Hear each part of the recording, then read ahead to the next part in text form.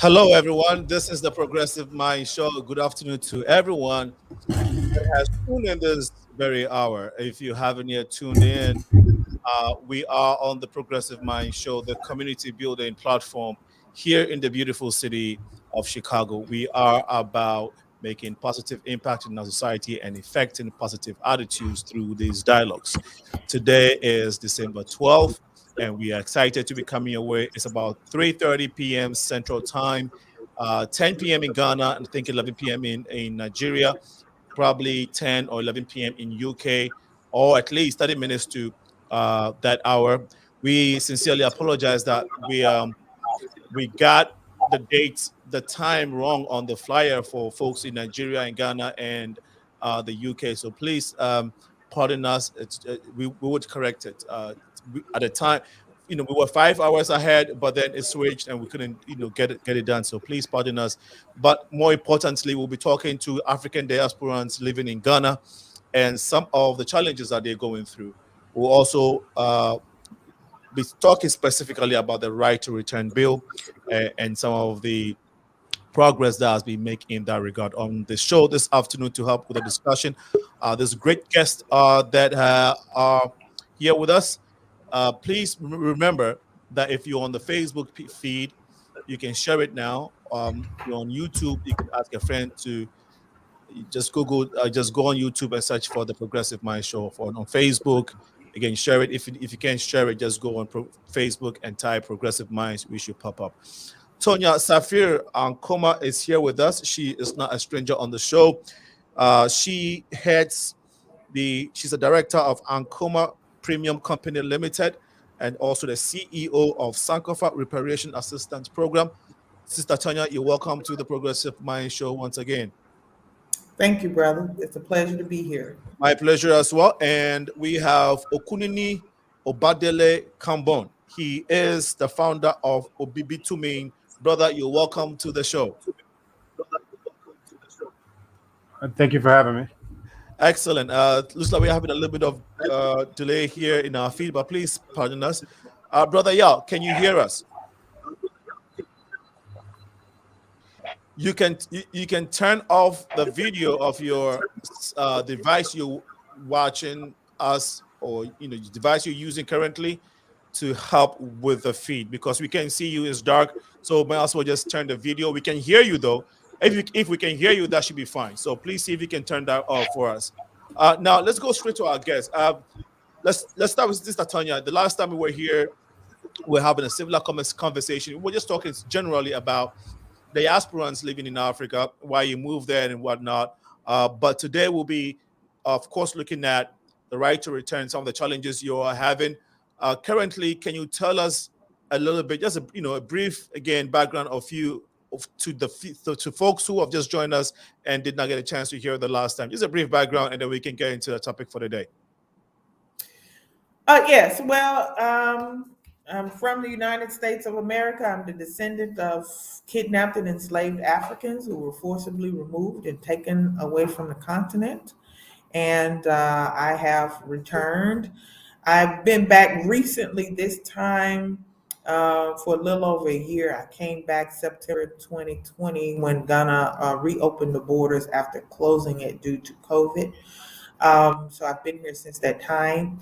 And since I've been here, I've been working to help other brothers and sisters who are looking to repatriate and come to Ghana, and by helping them get through the immigration process, helping them find housing, just whatever I can do. I host monthly get-together gatherings with diasporans so that our people can get together and meet others and not feel isolated, so the children can get together and, socialize, and we do different type of events for, the young repatriates so that they don't feel isolated.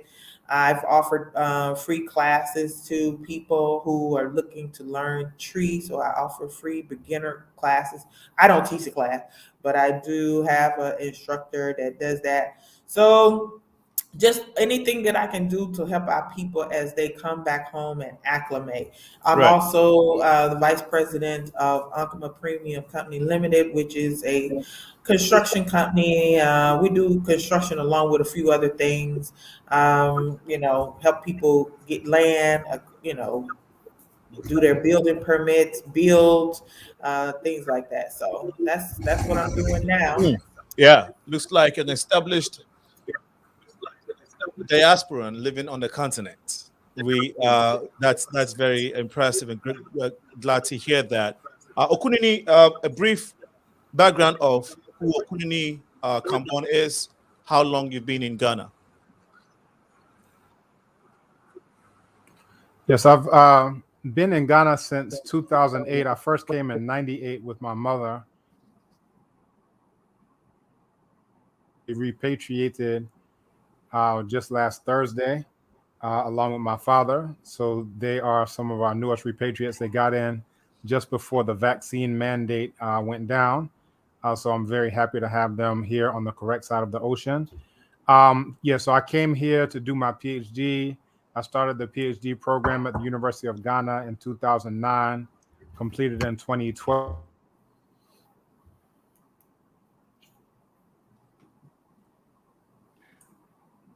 Okay.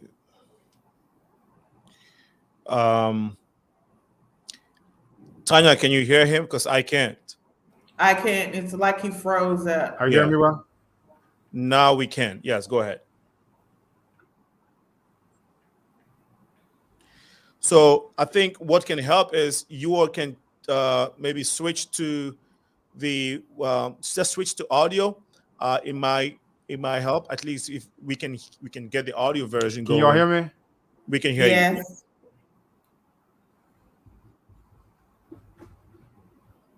Okay. While we're trying to get that situated, we would like to take let's take this short break. We shall be right back.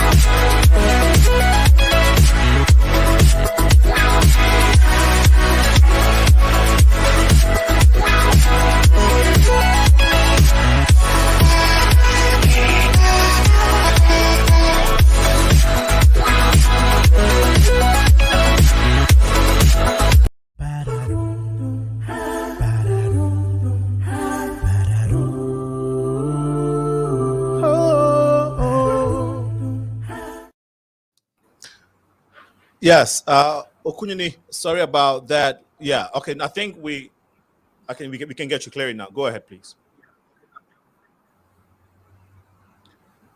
Can you hear us? Okay, yes, I can hear you well, and I hope you can hear me well. Yes, please go ahead. I was saying that I repatriated in 2000, been back to the United States since I repatriated. I first came in '98, and I was saying that my mother first came in '72, but she herself, she just repatriated last Thursday along with my father. That's OKUNINI Ba, and OKUNINI Ba is Tree for doctor, and OKUNINI Mawia Kambon and OKUNINI Kamal Kambon. So they actually just repatriated this past Thursday and did so in time to get in before the mandate for forced vaccines went into effect. So I'm very happy about that. So yes, I came here to do my PhD, which I started in 2009. I completed in 2012 at the University of Ghana, where I won the Vice Chancellor's Award for the best PhD thesis. We had a program called the Ministry of the Future, and that was hosted out of the Institute of African Studies. And from that, we had the executive secretary to the president, who was a friend of a good friend, Dr. Maulana, who came to these events that we hosted monthly in African Studies. And we told him that what we wanted citizenship. Actually, Brother Yah was at that exact meeting. And he went back to President Mahama and relayed that. And within just a few months, from April to December, we got citizenship for 34 Africans of the diaspora. Unfortunately, some of those who are in power, who are supposed to be our ambassadors or whatever they may be, they blocked an additional 50 people who are supposed to get citizenship that time. But because I was in charge of all of those who submitted their forms, I made sure that those 50 were at the top of the next list, which was the 126. So people should be aware that for the year of return, MPP government also restored the citizenship of 126, and that was also part of that same initiative that started off at Institute of African Studies. But that both my parents got citizenship, my wife got citizenship. Just all of those who were on that original list also got citizenship who were blocked initially. Since that point in time, what I've been doing is repatriate to Ghana. And for those who are interested, that's repatriate2Ghana.com, repatriate2Ghana.com. You can also catch it at r2gh.com. And some of the things that we do, we assist people who are buying land. We have a lot of testimonials on the website for those who have actually purchased land successfully, gotten their driver's licenses here. I teach Twi to native speakers here in Ghana at the University of Ghana, the premier university. So we do also offer Twi classes for those who are interested. We have a very robust program at the University of Ghana where we offer Twi, Dagbani, Ga, and Ebe as well. So those who are interested, we link them up with specific tutors. And then me, myself, I deal with the Twi, again, at the university level for those who are interested from beginner all the way up to native speaker proficiency. Beyond that, as mentioned, I just helped someone who was going to a knocking ceremony. That means he's about to get married to a Ghanaian here. I just helped another client purchase a Kantanka, which is what I drive. It's a Ghanaian-made vehicle. He's getting the same type, the Kantanka, just in a different color. Mine is the Omama, the 4x4 pickup truck. I got red, black, and green flags on both sides. He's getting the same type, just in silver. So these are just some of the things. We assist people who are interested in building. I mentioned the land acquisition, and then everything in between. So for those who are interested, you can actually go to r2gh.com and you can actually see a list of the different services we provide. Sometimes we have people who are interested in going to the university because I'm at the premier university in Ghana.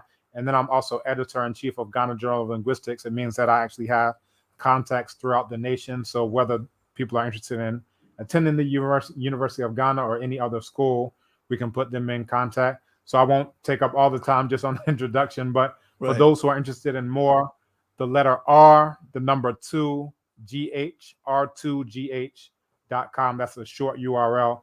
It'll take you to the same place as a full URL, repatriate to Ghana, repatriate2Ghana.com. Thank you so much, Okunini. And Okunini and Bibini, it's trying to confuse me, but I got it. It's Okunini. Okunini is someone who goes to war, someone who's like a warrior, right? Exactly. And this is now the term that's adopted for doctor. So Okunini, right? But then I'm also Bamohene Chidomhene, which is actually a war title at Ekwapim Mampong. So, I live here in the Eastern region. So I'm installed as a traditional ruler here. But Okunini, literally, the prominent one in war, Okunini, with the Nini being the masculine suffix to let you know it's someone brave, strong, so forth and so on. You said you were installed as a chief? Yeah, I'm installed. And I don't like the word chief any more than I like hut or jungle. So the word is Ohene. If we want to translate that, it would translate into English as king. But this is what, the enemies of Black people do. They always put two things up. So they'll say, there's our kings, and then we got chiefs. They have houses, we have huts. They got forests, we have jungles. but there's a lot of, semantic intention in terms of when they use these specific terms in our context. But for the assistance of those who need to understand, yes, I'm installed as a traditional ruler here at Equapian Mampong. Wow.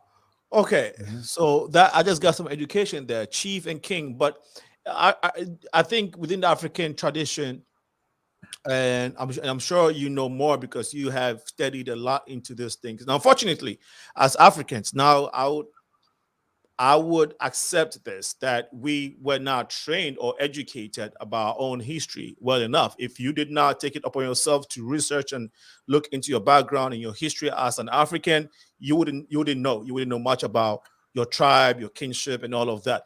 But growing up, I've always known as a Ghanaian that the chiefs were like rulers of smaller towns or smaller villages, and then the kings, were for like bigger kingdoms and all of that. So aren't those two distinct, even though they are rulers, two distinct titles? So if we look at our own language, we don't make that distinction in the language. So, you have those who are of different levels, but the word in Twi is Ohene, and then that's it, right? So when we say Ohene, it could be Asante Hene, it could be Chidom Hene. So the word in Twi stays the same regardless of whatever the level is. What the Eurasian invaders, our colonial enemies, did is that basically they're translating everything into English as they see fit. So even the other word that you use, tribe, so they'll say that they have ethnic groups, they have nations, but then we have tribes. So like we basically have to, and this is my area in terms of linguistics, we have to look at the semantics of the words that we use on a day-to-day basis that we don't even question. So why do they have a nation, right? The Germanic people, that's a nation, and it's called Germany. That's just a tribe, right? Quote unquote. But there's always a value judgment associated with these types of terms. So they'll say they have nations, and then we have tribes. They have kings, we have chiefs. But again, in our own language, we don't make that distinction. Even if we want to understand the word Ohene, there is, the general understanding in terms of the oral folklore that people say it comes from there. And the idea is that these tended to be the people who would first go out to explore new land. And when they did, they would say that this person's body is itchy like the nettle plant. It means that they knew all of the ins and outs of the land. And from that, you also have the Odishie, the one who possesses the borders, possesses the boundaries. So the idea is that the first people to come to a land, that person becomes, the Ohene, and then the descendants become the Odishie, the owners of the boundaries. Right. So Ohene is Ohene in our own language, and we don't have to translate it as chief or king or anything else. We should actually be ready, willing, and able to use our own term, which is Ohene, across the board from Asante Hene to Hene Mahene. Yeah. I wouldn't debate you on this because I haven't done a lot of research, but what I can say to attest to what you're saying is, as an Ewe, we don't call our kings and chiefs those in the Ewe dialect. We will say Togbi. Togbi goes for all of them. If you're a Togbi, regardless of the jurisdiction or your municipality, you are Togbi. You could be ruling 5 people, you are Togbi. If you could be ruling 1 million people, you are Togbi. So and then I think for the northerners too, na is na, right? That's all. So, yeah. And Manche is Manche. And Manche is Manche. For the guns, Manche is Manche. Wow. Yeah. Okay, so this is diaspora right to bill return, but I just got some. Yes, we hear you, brother. Yeah, your mic. You might want to mute your mic. We hear you. No, let's go to Yao, brother Yao. Brother Yao, can you hear us loud and clear? I can see you all and hear you all loud and clear. Yes. Awesome. We can see you, but we know you were there, brother. So OKUNINI has given OKUNINI and TONYA has given us the background. Please briefly tell us who you are, what you do in Ghana, and then actually did that. So briefly, just for the sake of those who just joined us and have an idea about who you are. Yeah, Dr. KAMBON needs a show all by himself. So absolutely. I mean, I'm just taking my notes. I'm booking him for the next one. For real. Yeah. But I want us to really focus on the Homeland Return Act and the right to return. But briefly, first of all, forgiveness for the light, the darkness, but where I am is a better reception than where I was in the light. Okay. Okay, so my name, okay, brother Yao OWUSU AKYEAW. I in Ghana now 20 years, proudly 20 years. Um, left Jamaica to Canada, went to school, lived in Canada most of my life, then went to the US for another 15 years. From Florida, I came here 2001. And I came here because I belong. It's just plain and simple. I felt more at home here when I first came here. And to this day, I feel the same way no matter what's going on. So whenever anybody asks us, why you guys come back, what is your reason? What do you bring? My simple answer is, I belong here. We belong here. End of story. Powerful. Thanks. Thank you so much. Now let's go to the right of return bill. You guys have been living in Ghana for a while. You've come to understand the politics, the culture somewhat, if not in its entirety. There has been the right, the year of return, 2019, the beyond the return, the conversation has been going. For folks who lives outside the continent, it's all nice. Oh, Ghana has all these people, African Americans going to Ghana. It's all nice. We don't know the intricacies. You are there. What are the challenges, and what are the challenges, and what is causing you to start lobbying for this right to return bill? Let me go with brother. Yeah, you go ahead.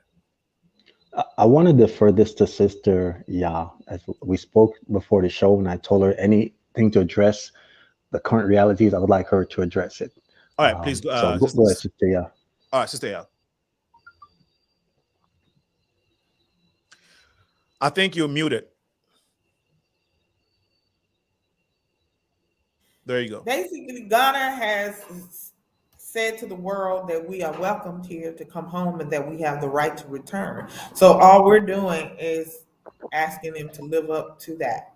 If you invite us here and tell us that we are, part and parcel of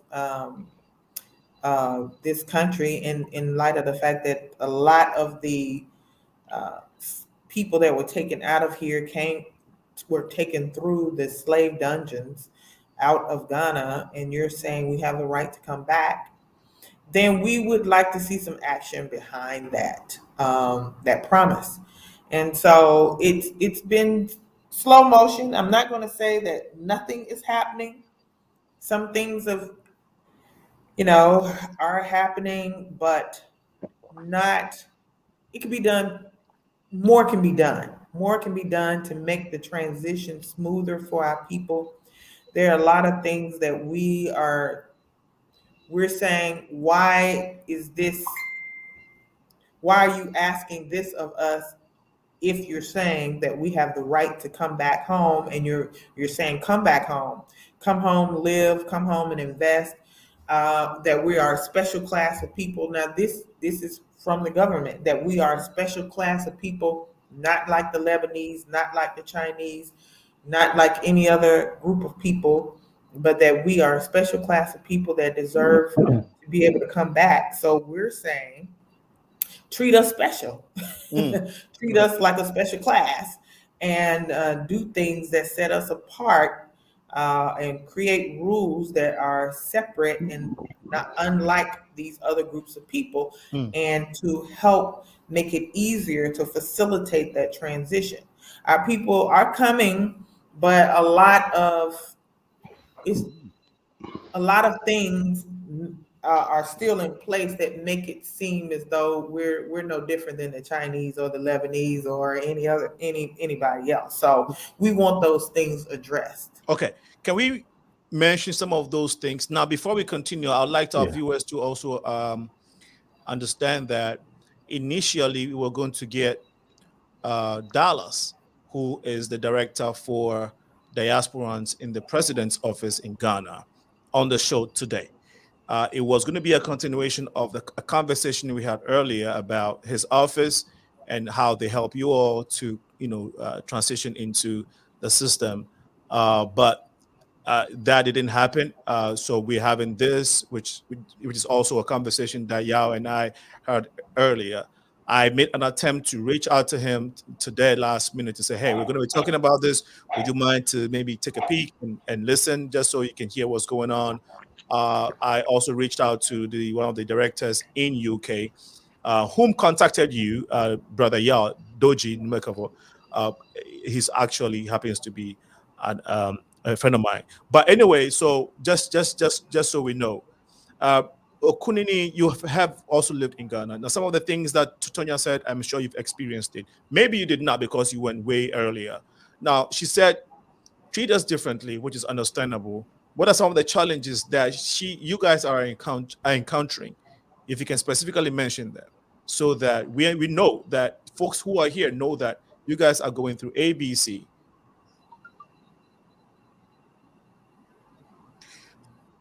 I think your mic was muted. So if you can. Okay, can you all hear me? Yes. Yes. Want to know the specifics of your challenges? Yes, can you all hear me? Yes, we can hear. Okay, great. Yes, so just briefly, the line chopped up, but I did want to go into a little bit in terms of, you know, the Homeland Return Act and even the run up to the Homeland Return Act.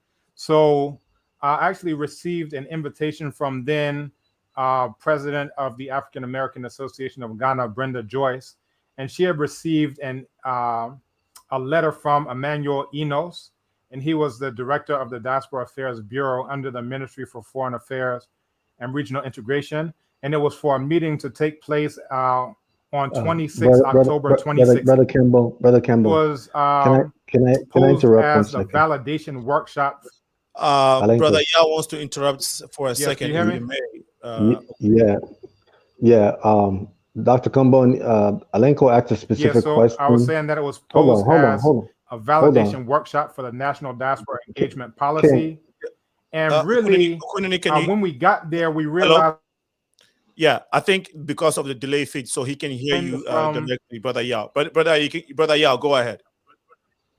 Yeah, Dr. Kambon, I want us to address that later. It's a very important point, but if we could answer the question that Alenko posed, it would be in line with what Sister Ya said. But what you're talking about, we're definitely going to get to that, because that shows the okay.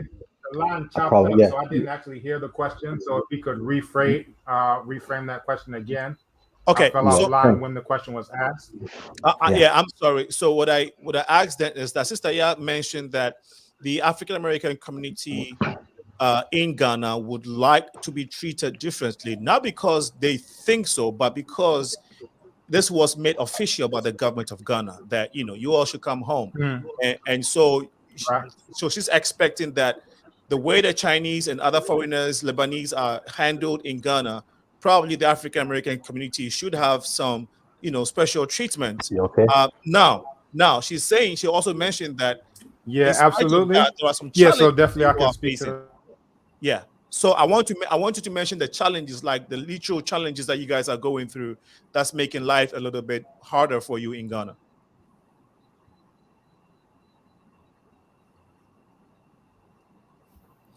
We apologize, we haven't that, you know. He's breaking up, but let me just say this: not just African Americans, I'm talking about Africans in the diaspora. Period. Who are the actual real diaspora, which is whether you come from the Caribbean or South America or the UK, those people who were forcibly removed from the continent, the real diaspora, us, not just African Americans. Right, that's true.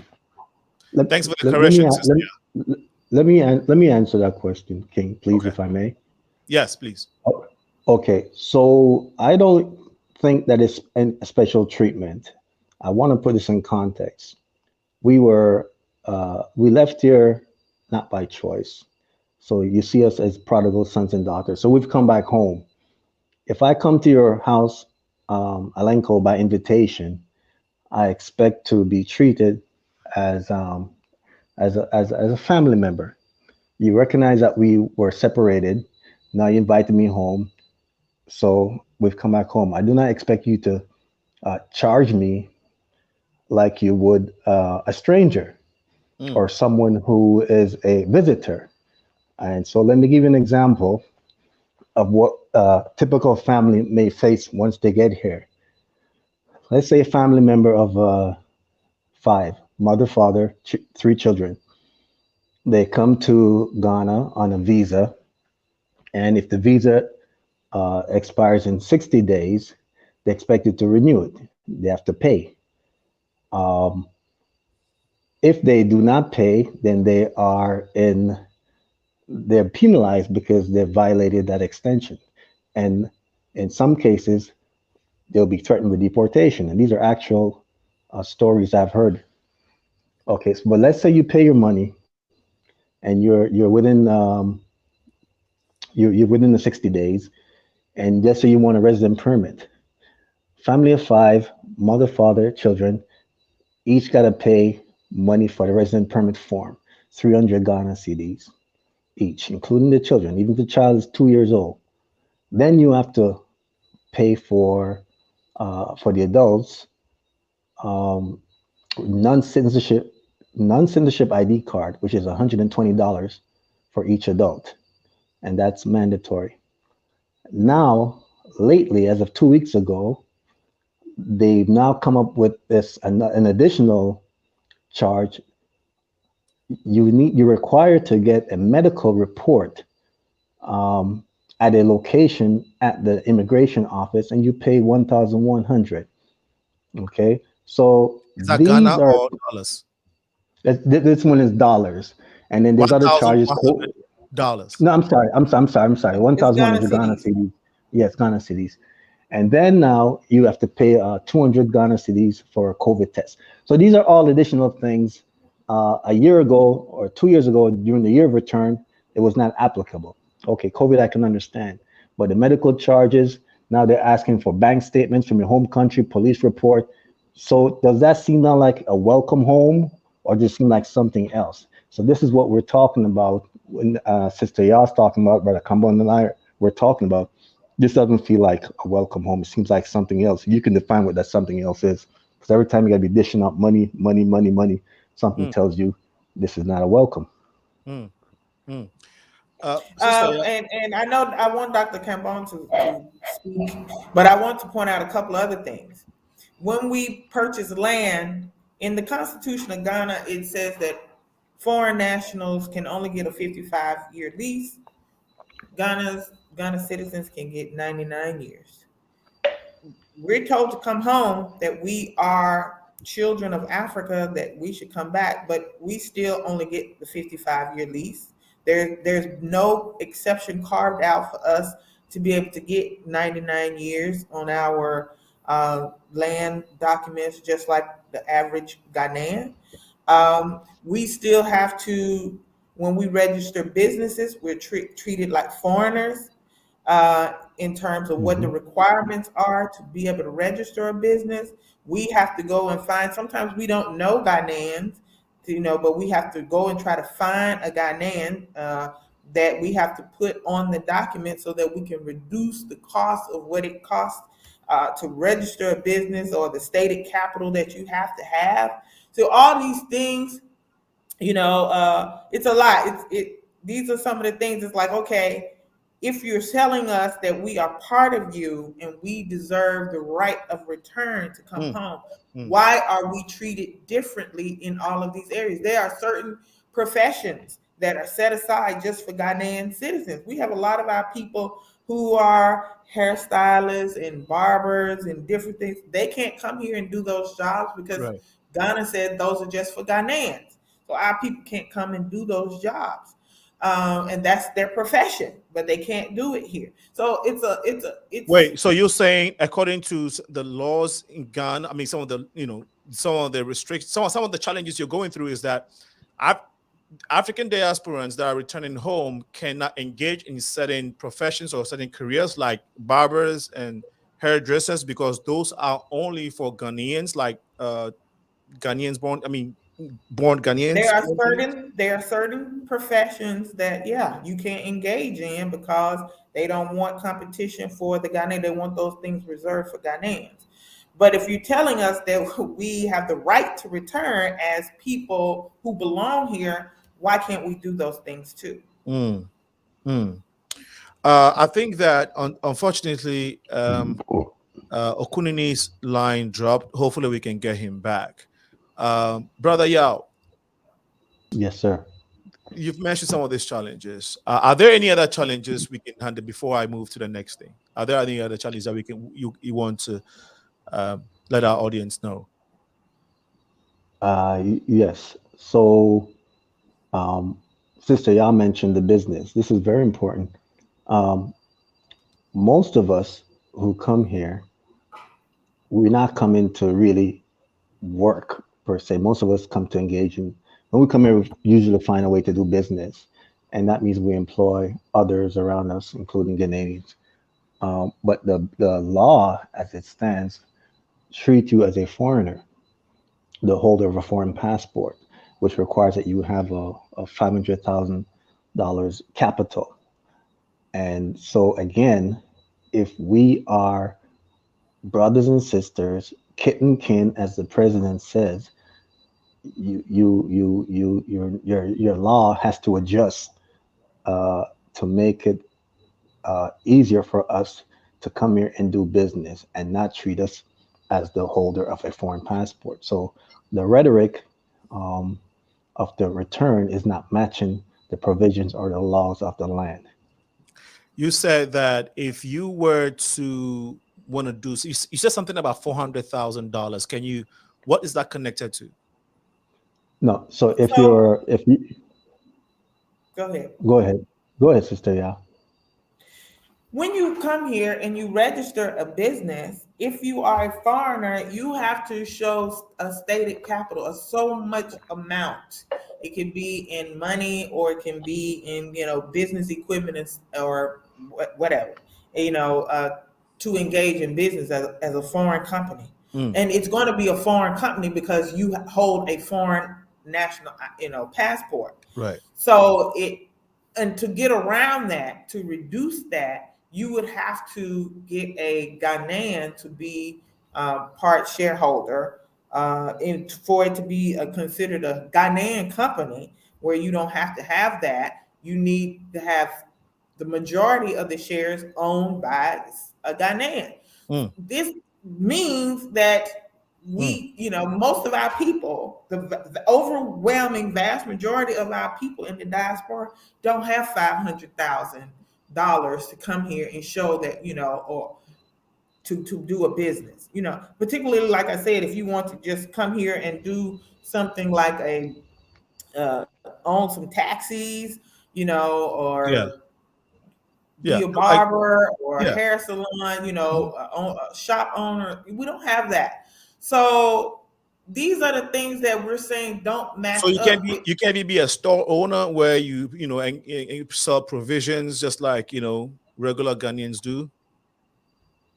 I'm not particularly sure on that. There are certain things that are listed in the law that says that are strictly reserved for Ghanaians, and some of the things that come to my mind off top are something I know a lot of our brothers and sisters do in the diaspora, which are they're barbers, they are they own hair salons, they do those type of things, and those things that you just owning one or two taxis you cannot do unless you own a fleet. I think it's 25 or more cars, then you can. But if you just want to have one or two taxis, you're not supposed to do that, because you're not a Ghanaian. You don't have a Ghanaian ID, a Ghanaian passport. So there are a lot of things that are blocking the average diasporan from coming here and doing business because they just don't have the Ghanaian, and there are no exceptions being made so that they can come here and do business. Right. It's like if you're not very rich, if you're not wealthy, it's difficult to come here and do something Mm, unless you put a Ghanaian in charge of your business. And why should we have to do that? mm. You understand what I'm Yeah. saying? Yeah. In total, I So, mean, do you guys Brother have a Lenko, rough idea of? Go ahead, yeah. yeah, sorry, I'm not sure if we did it at the top of the show, but this would be a good point to talk about the right to return and what it means. It is a principle under international law that states that you have a right to return to your country of origin, whether you left by through famine, war, flood, or in our case, by descent. So we have a right to return. It's not something that you have to beg for. It's not something that you have to advocate for. The United Nations Declaration of Human Rights says that you have that right to return.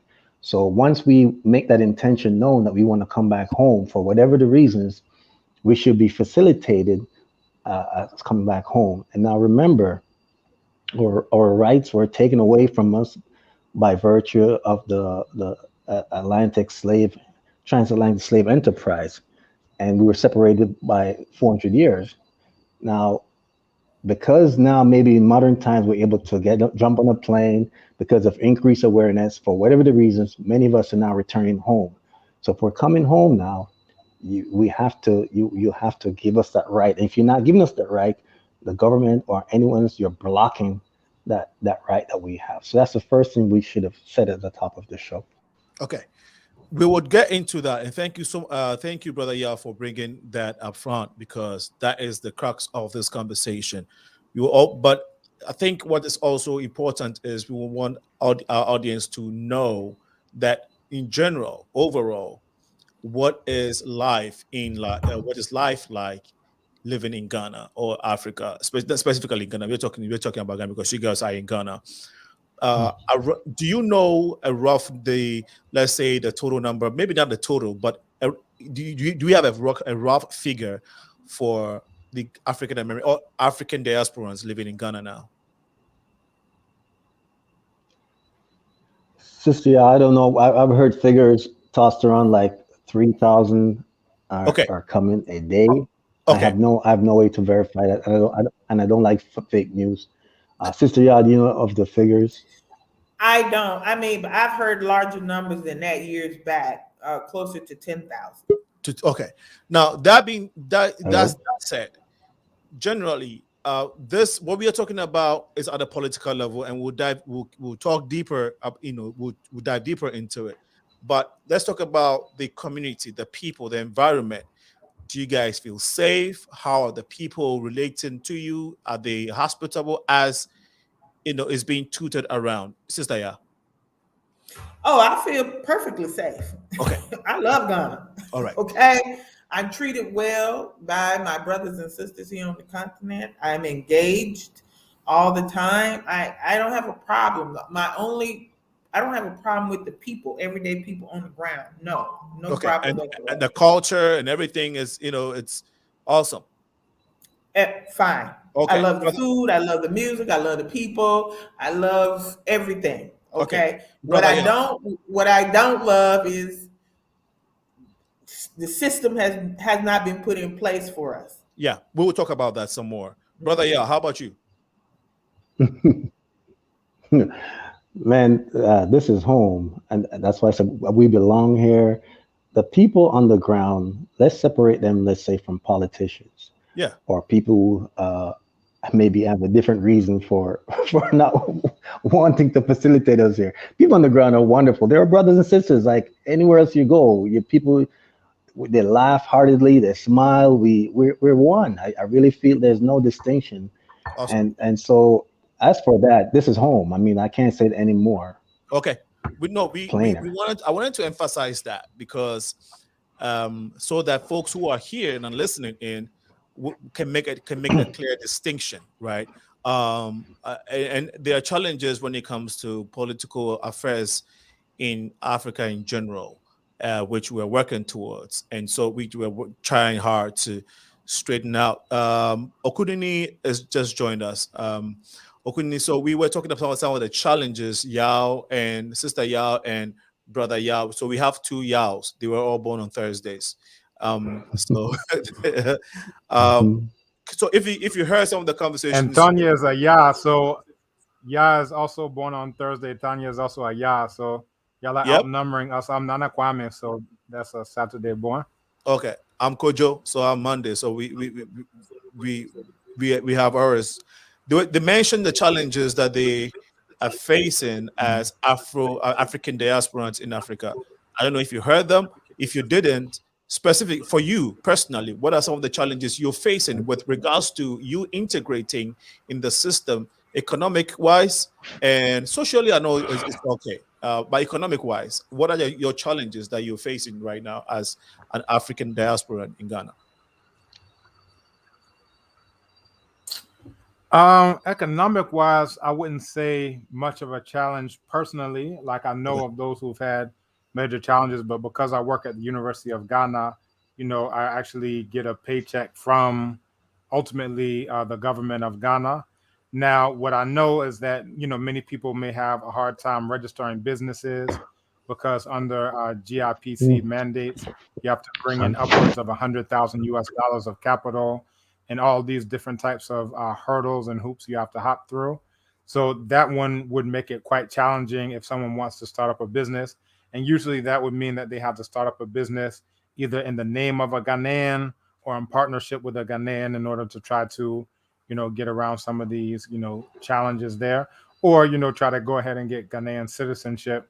And then they could actually get treatment, where instead of having to bring in over 100,000 US dollars, they can start with 800 Ghana cedis, and even less than that to just register the company and get started.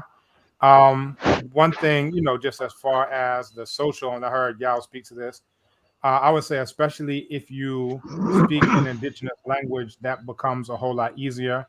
And then even in terms of economic, transactions, I was just at the W.E.B. Du Bois Center, and while I was sitting, this was for the Veg Fest, right, a vegetarian event.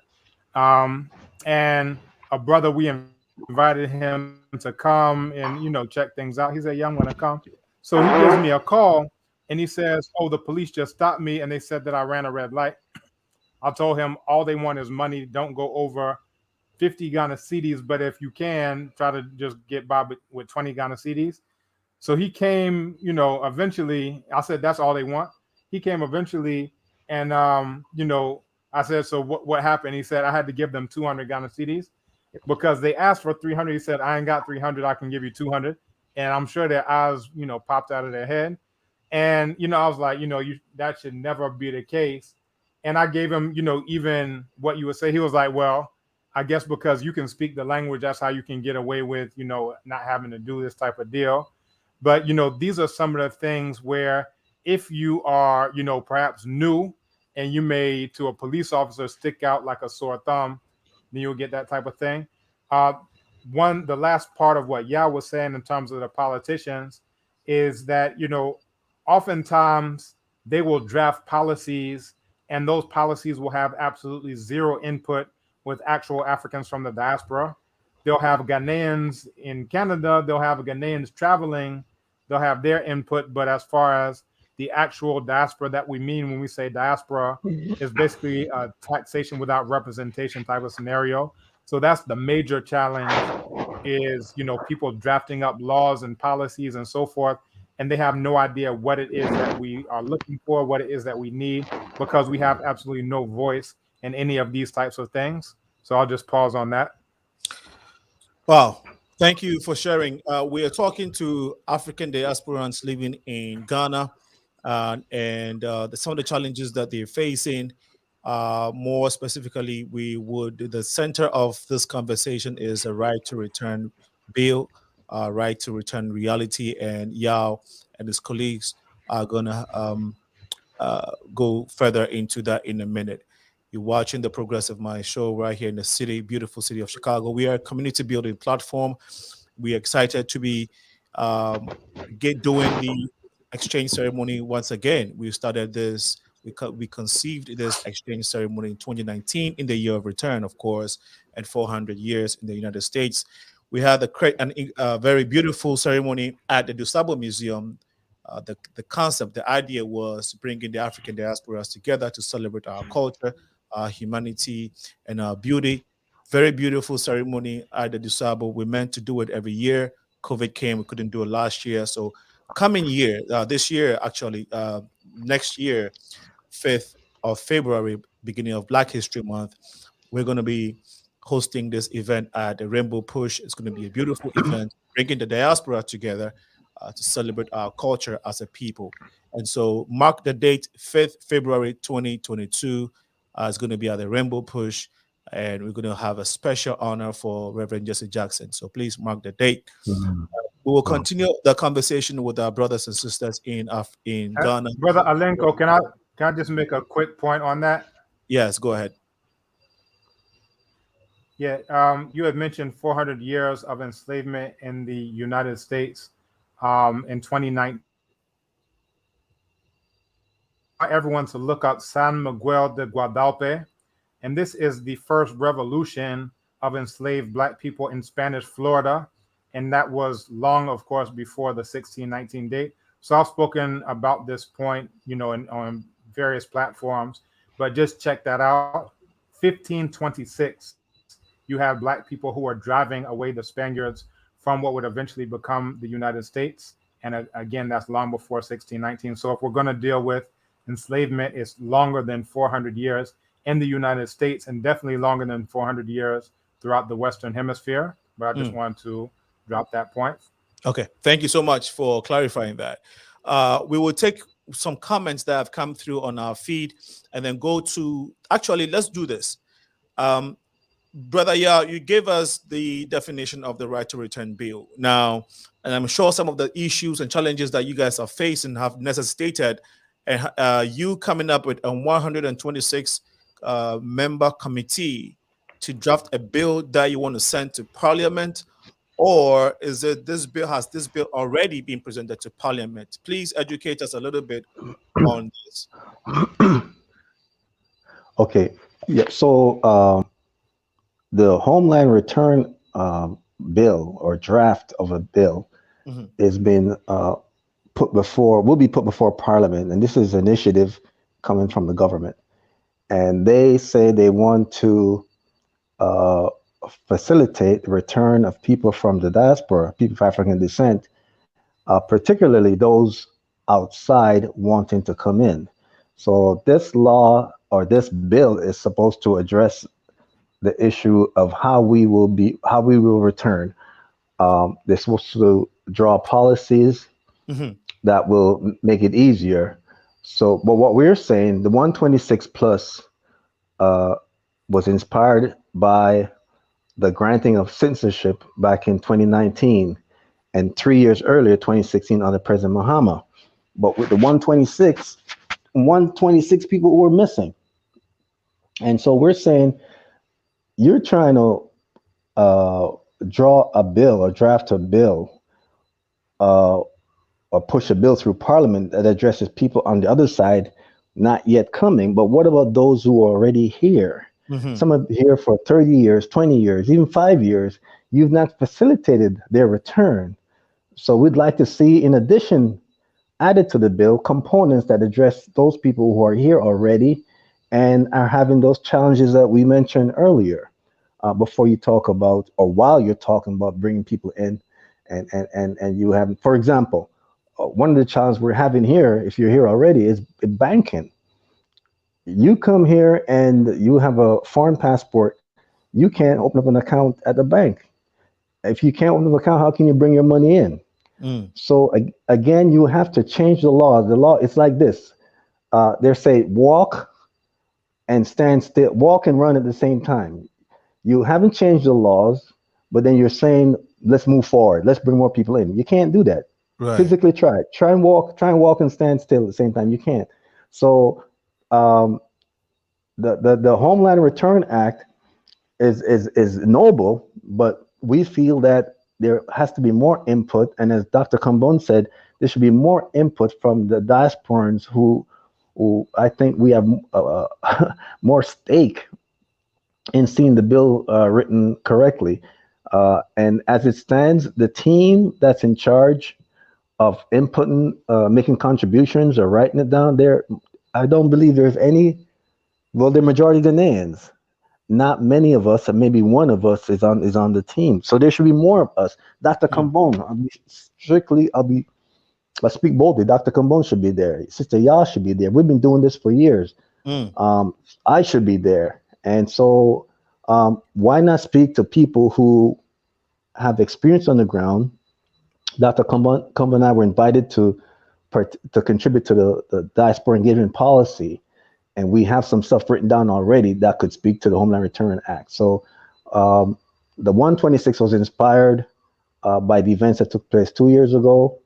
And we're just saying, let's get our input. People from all over, including Latin America, UK, wherever we are, we should have some input into this bill, more of us. Is there anyone that you know, at least representing your community, working on that community, working on that committee that's responsible for this right to return bill? The answer is no. I know of. I've asked to see it. I'm sorry. I've actually asked for a copy. Let me see it, and I was told I could not. I was told that, and I don't understand how a proposed bill that is supposed to affect me and my children, but I can't look at it. Who did you ask, if I may ask? I asked the director of the Office of Diasporan Affairs. Dallas. Mm-hmm. Okay. So, brother, yeah, all those things. And I got that exact same response from the exact same person. I also asked the director, that's Mr. ABIBITUMI, for, you know, the copy, because I wanted to know. Initially, I wasn't aware that these were two different things. So we had, we offered to give input into the diaspora engagement policy, but we were never given the final version to even know if that input was accepted, because again, it only spoke to Ghanaians. And then even the one or two times it referred to diasporans, it said African Americans, and the only thing they had was, oh, so they can get in touch with their roots for Panafest and, you know, cultural events. And it's like, how are you thinking that this is what, you know, speaks to our needs? Right. Is, you know, it's very paternalistic type of vibe. But when I asked, oh no, there's a different thing coming up, it's the Homeland Return Act. And I said, well, can we see it? Because I wanted to see, is this the same as the other one? He says, no, you can't see it. So I'm like, well, who can see it? So not only do we not have input, we can't even see the thing. So this thing could get passed and it could say all diasporans go to concentration camps. For all we know, we have no idea what's in the thing.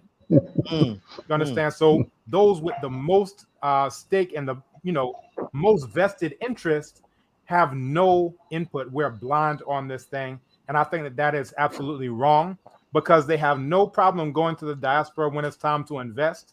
They have no problem going to the diaspora with however many billions they got from the year of return. But now where it comes down to policies and laws that affect us and our children, our grandchildren, absolutely no input. And then even look at how they frame it. We're talking about all Africans in the diaspora, and they're talking about quote unquote African Americans. It's like the ones who are writing it must not be clear on what it is that we're talking about. So it becomes very frustrating in that regard. Wow. Brother, yeah, like can I jump in? I just want to say some of the things that I just brought up to you when that we were allowed to, we were given a summary, like somebody got to see it, and then what they presented to us was their interpretation of what they read. We got to see that person's summary of what was in the proposed bill. We can't get to see the bill, but through a third party, they gave us a summary. And when I read the summary, I'm like, there's so much missing in here that we need addressed. And who do I talk to say, what about this? What about that? You understand what I'm saying? I don't know. And it's frustrating. Because I'm dealing with our people every day. And when I say every day, I'm talking about all day, every day that are coming here. They're coming from Canada. They're coming from the Caribbean. They're coming from America. They come from the UK. And they have a lot of issues that need to be dealt with and addressed, but we don't get to have any input. Okay, thank you for sharing, guys. And brother, when we had during the previous conversation, at least when we had Dallas here, he made mention of how, you know, how government is working to make, you know, to work for the African diaspora community. I'm assuming that he's aware of all these challenges. Is that correct? Mr. Babio, I consider him a friend. Okay. I consider him as someone who, on occasions, he roll up his sleeves when we bring issues affecting us. But I don't think he understands the reality of what we face, especially when we go down to the immigration offices. He's at the Jubilee House, and what goes on at the immigration office, I think he's not aware. Okay. At other times, I would say we bring things to his attention. For example, when Dr. Kambon and I made our contribution to the diaspora engagement policy, we repeatedly, whatever contributions we made were not corrected. They were not put in the finalized version, but we were told, yes, it is. So when we did a PDF format and we sent it, I gave it personally to the deputy director, Nadia Musa. She's deputy director for the Diaspora Affairs Office of the President. Mr. Babio said he didn't receive it, but Dr. Kamba reminded me, no, we CC'd him on it. So I'll give you two examples. On one hand, he is a roll up your sleeve kind of guy, jump in.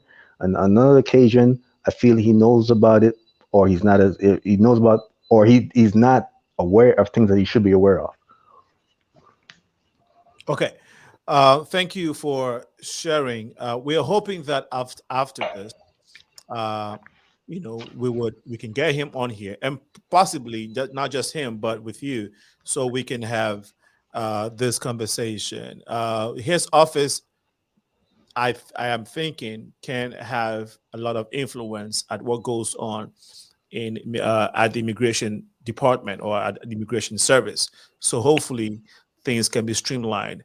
Do you all know at what stage this bill is currently in Parliament? Yes. I have no idea. Okay. I'll tell you. It's not hasn't gone to Parliament yet. It's in a draft form. Got it. And then there are 3 stages that it has to go through. Mm-hmm. So it hasn't even gone to definitely gone to the second stage. It's in they're trying to finalize the draft now, and from here it'll go to the next stage. But when we spoke to the technical director who's leading the Homeland Return bill, writing it up, she said that she anticipates by October next year it will go before it will go before Parliament. So we're in the beginning stage at the moment. Okay. Time for more input. Yeah. Time for more input. Yeah, that's so it's good that we're having this conversation early so that we can bring these things to the attention. All right. The president was here. I don't know if he's going back to Ghana now. I don't know if you guys know about this, but he just gave a speech at a conference in Atlanta, Georgia, right? And so he was speaking to a bunch of African American community there. So I'm trying to get a piece to see if we can get a piece of his speech and play it on this. I said this to say that he talks in regard of support for the African diaspora. At least when we hear him speak, that's what he says. And when I heard him during this recent speech, it's all for the African diaspora. You're coming home and all of that. So if it's for the African diaspora, if he's speaking on international platform for the well-being of the African diaspora, especially when you're coming home and calling for you all to come home, then I am sure he's very interested in your well-being, your transitioning into the system, and these challenges. I'm confident that he will listen to if it gets to his desk, and this is what we have to push for. Okay. Can I speak to that just briefly? Yes.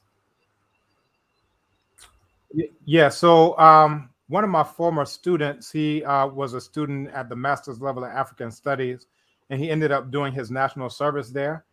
And after being there for a couple of months, he said that he got a great victory in getting the Diaspora Affairs Office to change the wording on all of their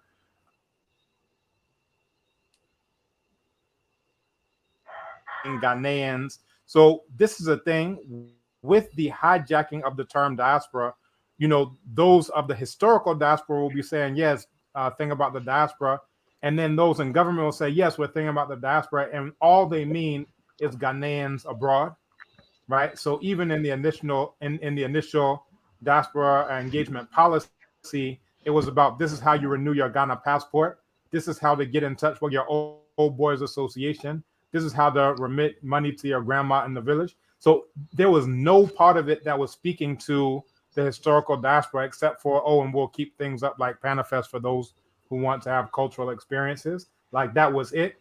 And, you know, it really just comes down to the point of when we're using terms, we have to be very clear in terms of the definition of those terms, because when the president or whoever is talking about diaspora, we have to be clear. And this is even why in the policy, we introduced a three-tier typology, that you have the ancient voluntary migration. These are the Black people who left the continent on the scale of tens of thousands of years ago, right? These are the first people to populate the rest of the world. And you still have Black people in the South Pacific who are blacker than, you know, most Ghanaians and hair kinkier. And like these are Black people. So that's one type of diaspora. And then you have the recent forced migration diaspora. And this is what we think about in terms of enslavement, those who are taken in the trans-Saharan, Indian Ocean, and Atlantic Ocean enslavement processes. And then you have the last one, which is the contemporary manipulated diaspora. These are those who are manipulated to go outside and work for white people after their countries are subject to coup d'etats, you know, fomented by the CIA. These are those who go outside after their economies are destroyed by IMF and World Bank policies, leave because their countries are destroyed either through intentional economic policies or political policies and so forth and so on. So we actually gave them a typology so they can understand different levels of diaspora, but all they were dealing with initially was Ghanaians outside, and it completely left out the historical diaspora. So when I hear a president speaking about diaspora, we have to be very clear about what diaspora he's speaking about, because we'll say, yeah, he's all about the diaspora, but then when the act comes out, there's absolutely nothing dealing with what it is that we need, whether it's those who repatriated 30 years ago or whether it's those who are on their way coming now. Okay, thank you so much, OKUNINI, for you for that great input. You're watching the Progressive Mind Show. We are live on Facebook and on YouTube. If you want to ring in and share an opinion, the number is 815-277-5047. 815-277-5047. There are a couple of comments now that have come through, so I'm going to go to the comment section. We'll come back to the convo in a little bit. This is from On the Grind. The road is not for the swift, but who could endure? Endure it. Thou, I wish we was swift. Thank you so much, On the Grind. This is another one from Abdul Sharif watching us on YouTube. I'm definitely coming home to Black Africa, be it Ghana, Sierra Leone, or Kenya. The African country that grants me dual citizenship will be my new home. This is a great show from Abdul Sharif. Thank you so much for your comments and contributions. This is the next one is Getopian consciousness. There is lack of vision that exists. One of the reasons is that Africans don't seemingly operate from the basis of an ultimate goal. Thank you so much. Another one from Sharif: Afro-Diasporans, Afro-American, Afro-Caribbean, Afro-Brazilian, Afro-Canadian, etc. Thank you. Ayedemi Hines says, Sturge Moreland. Okay. This is from Grace. I was online that meeting when they discussed, and they said they did not consult. They did consult with different organizations around the globe. Okay. Another comment, we would like to join forces with you all. We are currently drafting a motion to the AU addressing the same things. Okay. So, Sister Grace, I don't know where you are, but definitely I'm sure my guest would like to connect with you. Great point. Most of what you are experiencing, we are going through the same things. Grace, where are you? I don't know if you can state clearly whether you in which part of Africa are you, if you may. We have a caller on We have a call coming through. Let's try and get to this one. Particularly that you want. Hello, caller. Can you turn down the volume of the set you were using, and then you can go ahead. Tell us your name and why you're calling. Hi, this is Zali. I'm calling from Accra, Ghana. I know I know all of the panelists that are on there this evening. And I just wanted to give some contribution on the topic. I do have citizenship in Ghana. I was a part of the group in 2019. Okay. Yeah. Okay. So you have a dual citizenship in Ghana, you said? I'm sorry, what did you say? You say you have dual citizenship in Ghana? Yes, I do. Okay, great. Now, did it take you long to get, first of all, how long did it take you to get it? I was a part of the same process as Dr. KAMBON, who's on the panel. So I came in 2017, and the conversations had already started because the year before they had granted citizenship to some people, or maybe a few years before then. So as soon as I came, I made that a part of my process. So I inquired, I went ahead and put my name on a different list. And so between 2017 and 2019, the process took place. But it was not an organized something. It was very much so a lobbying effort.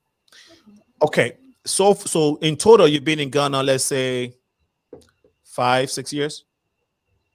4.5 years. Okay. As of now. Yeah. In general, what would you say about the country, the people? Well, this is not my first African country. I was in South Africa first. Okay. I will say that in Ghana, when I first came, I had more positive experiences. As I've been here a lot longer, I feel like the smoke screen is kind of clearing itself, and I don't see that the experiences are always that positive. What they're speaking about on this panel is something that happens a lot in everyday interaction. So there's one image that is being portrayed, but then when it comes to actually following through on some of these actions and public intentions, it's not real. And so that's what I wanted to speak about. I think the panelists, we all know the truth. And the truth is there's a public display because there is a intention to, generate revenue for the country, which every country wants to do. But in the sense of Africans from the diaspora who were forced out of or taken out of Africa, who are returning, that is a little bit disheartening because people really have the intention on returning and settling in a real way. And because there is no process available to do that, at every turn, there's always a feeling of being taken advantage of or not being taken seriously and not really feeling like you're a part of the system. Okay. Is there a reason why? Is there a reason why you decided to take a dual citizenship in Ghana and not any other West African country or any other African country that you have visited? So Ghana is outside of Sierra Leone, which is DNA. You have to show proof of DNA relation to that space to get citizenship there. So it's actually not open for anyone. Ghana is the only African country that actually has kind of opened it up to a lot of different people. So my African ancestry is Yoruba and Akele. So that would be Nigeria and Gabon. But neither of those countries have this option as of now. So it isn't an option. Ghana has that option, but even with that option, is it really an opportunity? Because as they've been saying on the panel, it happened, but since then there's been no progression or nothing in place to kind of make it a continual thing. Whereas even if they did it in the way that Sierra Leone has done it, which is if you show DNA ancestry here, we have a dual citizenship process for you. Even if it was done that way, it would be a more clear process and there wouldn't be as much contention. Whereas now everybody's just kind of on a hope, prayer, and a wish that it'll happen again. Even those who applied during the last two, rounds. So, that was the reason that I ended up in Ghana. and took the dual citizenship because it was the one that was available. And when you're looking to return, you need some place where you can return and have some type of stability in a sense, right? So you don't want to return and never be able to become a citizen where you're going. So that was a selling point for me. What has been, I don't know if you said you can attest to some of the challenges that our guests have shared so far. For you, is there any telling one that you would like to share, or you would say, you know, it's been pretty breezy for you? It hasn't been breezy. Anytime you're relocating to a different country, it's not easy. But I just think that for me, the biggest issue has been the lack of consistency and what I'm seeing with the government. That's for me. Just because globally there's this messaging that says that they want people to return. But when you get here on the ground and you start interacting and you start seeing the reality on the ground, that is not actually the intention. The intention is to increase tourism, which is fine because there are countries in the world that their whole economy is built around tourism. Right. So if that is the case, then we should market just like that. December in Ghana, you know, Easter in Ghana, you know, different points of the year, and you push that. But to do it under the disguise of reconnection, I think is very, I don't know. It could be misleading. Yes, very misleading. Okay. And a lot of people get disappointed when they come. And so make it the year of return to tourism, or return to tourism, something. Then people know that it's because of that. But if you say, go ahead. Yes, just make it be realistic about what the intention is. Exactly. Because if you're not willing to actually put policies in place and procedures in place to receive these people, then it is not a return. This is a marketing tourism tool, which is completely fine. But people just need to know. They know that they're coming to Ghana every December to have a good time, party, you know, go to the nice beaches in the Western region and do those things. Returning is something completely different. Repatriation is something completely different, and it has to be handled differently. So for you, returning and repatriation, which one do you think Ghana is selling in reality? Oh, I think Ghana is selling tourism. Okay. Okay. Yeah. They're not actually selling repatriation. Okay. No. Okay.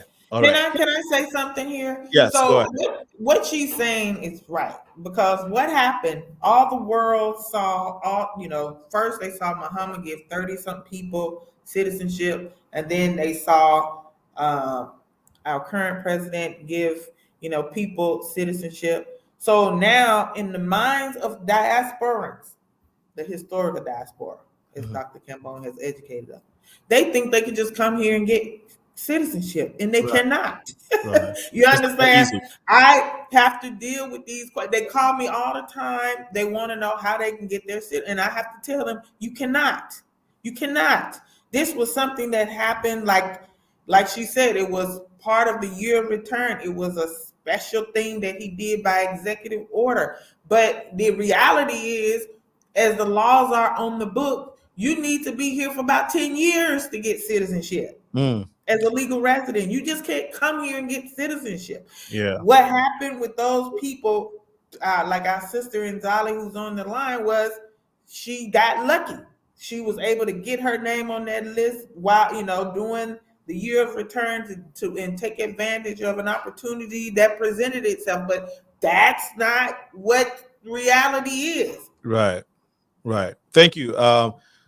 Well, sister, what was your name, please? Nzali. Okay. Would that be it for your contribution this evening? Absolutely. And to the panel, I love y'all. I see y'all all the time, out and about. And I like the work that you all are doing. And so let's just keep it moving, keep it pushing. Nzali, did you pick up any I mean, have you gotten Ghanaian name or your birthday name yet?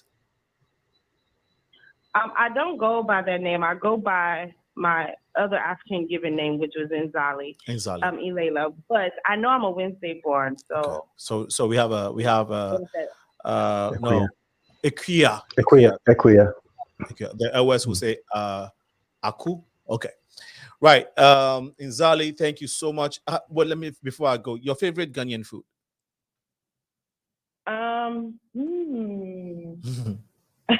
Watch Let it. me see. Okay, I like wagashi. Wagashi. Okay. Yeah, that's like my street food that I like. And then I like, my favorite soup probably would be okra soup. Okra soup. That's my special. That's my favorite. Okra and banku.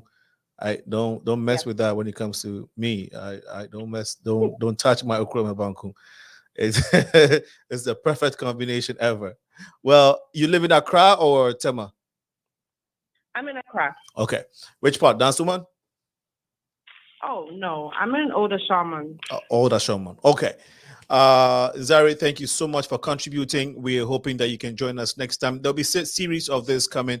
We'll also try to reach out to the officials to get their input on this matter. And I'm glad that we are talking about this now, because the bill, according to YA, has not got into parliament yet. Hopefully we can get all those things rectified and get before it reaches parliament. Yeah. Yes, and get your voice right. I know that Ghana has a special place for you. I know that the leaders mean well. We just have to get a collective conversation and get your input so that we can work towards a common goal. Thank you so much for contributing to this evening show.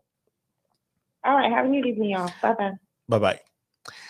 Well, the phone number is 815-277-5047. If you want to call and share your experience or comment or say hi to Yao and OKUNINI, you can go ahead and do so. Brother OKUNINI, I don't know if you wanted to come in because we lost you for a second. If there's a comment that you wanted to get across, please go ahead. He needs to unmute his mic. Okay, yeah, so I'm actually just joining in and hearing. Was there a question on the table? I just need to make sure, because I missed a little bit. Yeah, no, I'm just saying, if there was a comment that you wanted to pass, you want to, whilst she was talking or prior to, her input, please go ahead and do so now, because I wanted to get some more comments from our audience. Okay. There was one thing that I wanted to mention, just in terms of what came up earlier. So as you know, I have Ghanaian citizenship, and one of the things that we get is this ECOWAS identity card. But one thing that will strike you as odd is that those who were naturalized have the word USA. I don't know how well you can see this on the camera. Maybe it's blurry. We can't see it, but at least we have an image. Your personal, right? So I'll just explain it to you because I don't think you can see it. Yeah, we can see, but it's not too clear. Personal ID number USA-01, right? But the reason why I bring this up is that, where it comes to, us getting Ghanaian citizenship and feeling like, okay, well, we are, integrated into society, so forth and so on, that, basically the ID card, you go down there, they do retina scans and, biometric data, fingerprints, of course, and so forth and so on. But the fact that they give you an ID number that distinguishes you as somebody who naturalized as opposed to any other Ghanaian, it means that at any point in time, they could say, all right, well, all of those who came from the U.S., blah, blah, blah, all those who came from the U.S., whatever, whatever. And I think that that's problematic, when the verbiage is that, you're coming to reintegrate, I'm restoring your citizenship and so forth and so on. But it's like, is that really what's going on when, you have USA, whereas a typical ID card would have GHA, of course, for Ghana. So I just wanted to bring that up. And one thing that my father, who just repatriated, as I mentioned last Thursday, he mentioned a good idea may be to write an open letter and that could be to either President Akufo-Addo and maybe send a delegation to deliver it to him. But basically outlining all of the things that we're discussing here, right? Just to let him know. And the point of it being an open letter is such that, the general populace, including those who are potentially looking at repatriating, could get a sense of what some of the issues are. So, for me, I have no animosity with Mr. Ababio. I think he's courteous. He's, he has an open door policy. You can go in there and talk to him, and he'll literally sit with you for a half hour, an hour of his good, hard, earned time, so forth and so on. So it's really not a Mr. Ababio issue. I think it's really not having systems, structures, and processes set up where Africans of the diaspora, meaning the historical diaspora, can actually have input, and that input then be reflected into policy, as long as there are not channels that are designed and open for that. Because they say, oh yeah, we consulted Ghanaians in Nigeria and Germany and Canada. And I'm like, how are Ghanaians on vacation going to speak to our issues? And again, the major issue is taxation without representation. They can take our money when we come for, these visits. But now where it comes down to, well, can we actually have input into the policy? That one is lacking. So I think that that's something that maybe we can discuss and possibly take up an open letter to, President Akufo-Addo, of course, perhaps Mr. Ababio. And again, it's not a personal issue. I consider him to be, a good friend to people of the diaspora. That's why he's in that position he's in. But I think that more has to be done in order to set up those systems, structures, and processes. Yeah. And I think this is very good. And one of the reasons why it's very good for diasporans, African diasporans, to return home is to, this is not a call to say African American or the African diaspora is responsible in building Africa. But the good reason, the good thing about you all going home is that you bring all these ideas, right? So that we can help shape some of the system that we don't already have. So this conversations actually helps that. And as we grow, because it's still a developing nation. And as we, massage these things and share ideas, I think that we'll get to the right place. It's unfortunate what you guys have experienced so far, but I believe it's the beginning and it will get better. We have a caller on the line. Please tell us your name and why you're calling. Yes. Good evening, family. Good evening. It's wonderful hearing your voices and seeing your faces. I'm Nana Gwen. I'm here in Atlanta. I'm here in Ghana. I'm also a 126 recipient. That means I received my citizenship, dual citizenship here in Ghana in the year of return. So I'm just happy to see that we are telling the truth, that the panelists is telling what we're going through here in Ghana. Thank you so much, sister. What's your Ghanaian or African name? I'm Nana Brago Asantewa. Nana Brago Asantewa. As Queen Mother of Asisriwa in the Ashanti region. Awesome. Queen Mother Development. Queen Mother Development. I am guessing fufu and abenkwan is your favorite food. Banku and okra stew. Oh man, why is everybody's good for banku? Your favorite and my favorite. There you go. Banku and okra, man. I think banku and okra is gonna win the day. Sister, is that one of your delicacies too? I think you already said it. Contumbre palawa sauce is my favorite. Palawa sauce and then yams. Yes, boiled yams. And then you add avocado to it. I can eat avocado. I love avocado, so yeah, I can eat avocado with just about anything. But I love. You gotta get a vote for Apapransa on the line. Okay. So Apapransa is just entered the competition, but Apapransa. Okay, we see which one toast. Now we have contumbre, palawa sauce, and some palm oil, right? Red oil. Yes. And sometimes some Kobe too. yes. Who has tried momone? I have. The nasty it smells. The smell is.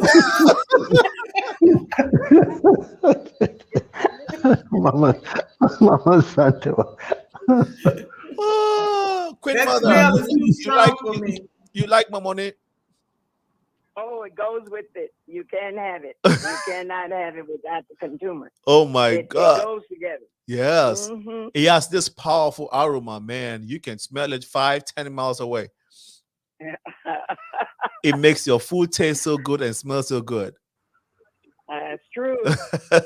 well, would you want to And I talk just about the challenges I just that want to we've say had so that the far? caller on the line is literally my next door neighbor, Okay. and I'm quite hearing her through the window as well as I'm hearing her through the phone, because Nana Brago is my next I'm door looking neighbor, at it literally. now. I can wave at it. Oh man, that's beautiful. That's beautiful. How long have you been there, Nana Brago? How long have you been in Ghana? 47 years. Oh, okay.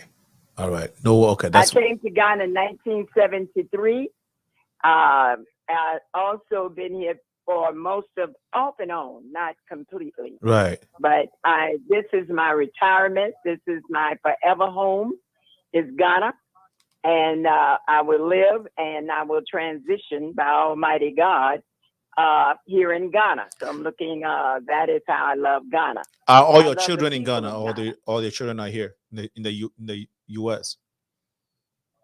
Yes, my daughter, I have 3 sons, 1 daughter. All my children have lived in Ghana. They went to Ridge School in Kumasi. Mm. And my daughter was born at K Hospital, Kampanachi, and she's in her 40s. So we've been here quite a while, back and forth. Now, do they But also? I like to talk about the elders. Yes, go ahead. I am an elder. Okay. But I like to talk about to the panel. Mm-hmm. And getting the citizenship earlier. No, I don't believe we did not enough work for our elders. When I say the elders, I came in 73. We have people here, men and women, who married to Ghanaians, mainly Ghanaian soldiers. They have their grandchildren, their children and grandchildren born here in Ghana. They're from the Caribbean, they're from America, they're from all over. But when we receive our citizenship, our dual citizenship, I don't believe we did enough work for our elders. I don't think if you're in your 80s now, you need to go through this process of trying to get dual citizenship. And some of the young people have mentioned, oh, they've been here all this time. They should have gotten their citizenship years ago. Mm-hmm. That may be true, but years ago we were not interested in citizenship. We were accepted as brothers and sisters coming home in the old days. Now it's not that way. But in the old days, you lived, you married, you had children, you did everything for this nation. So I want the panel to start working for the elders, those who are still alive and have not transitioned here in Ghana, so they can receive their dual citizenship before they transition. And it's quite a few, and I'm really serious about that.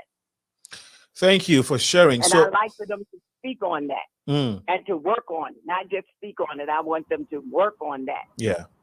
No, thank you. They deserve that honor. Mm-hmm. Mm-hmm. Thank you so much for your contribution this evening. Would that be it? That is it. And yes, I do have my citizenship. I'm Yes. grateful to Ghana and this nation. And it's an honor to be a Ghanaian, or a Ghanaian wannabe. That's who I am. So thank you very much. Medasi. Mr. Medasi pa nanti ombano omoba America na say ombano omunyina o Ghana. Hey, me trio. Just ask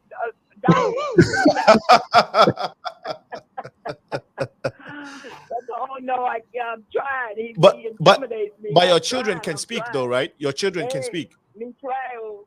Okay. And hello, Yao. Yao is my son. Yes. Across the water. So hello, my son. Awesome. Hello, everybody. Hey, Mom. Love you, Mom. You all are doing a wonderful job. Thank you. And tell the truth. Don't be afraid. Yeah. Well, yeah. Well, I want to say something because I have to get up in the morning and go to immigration because I got families that are going to be there and I got to help them get through the process. But I want to bring up something. Okay. Brother Yao and I spoke on, which is the need for us to have our own lobbying group, lobbying organization, and it has to be financially. It has to be financially supported by the diaspora. because I Yes. think that where we're going wrong is we are not thinking like other groups of people in a mature way when it comes to politics. Mhm. We just expect everybody to do the right thing by us because it's the right thing to do, because it's the moral and right thing to do. And that's just not the reality. This is the same thing that happens to us as African American people in America. Other groups come together, they form lobbying groups, and they put money behind initiatives and things that they want to happen for their group.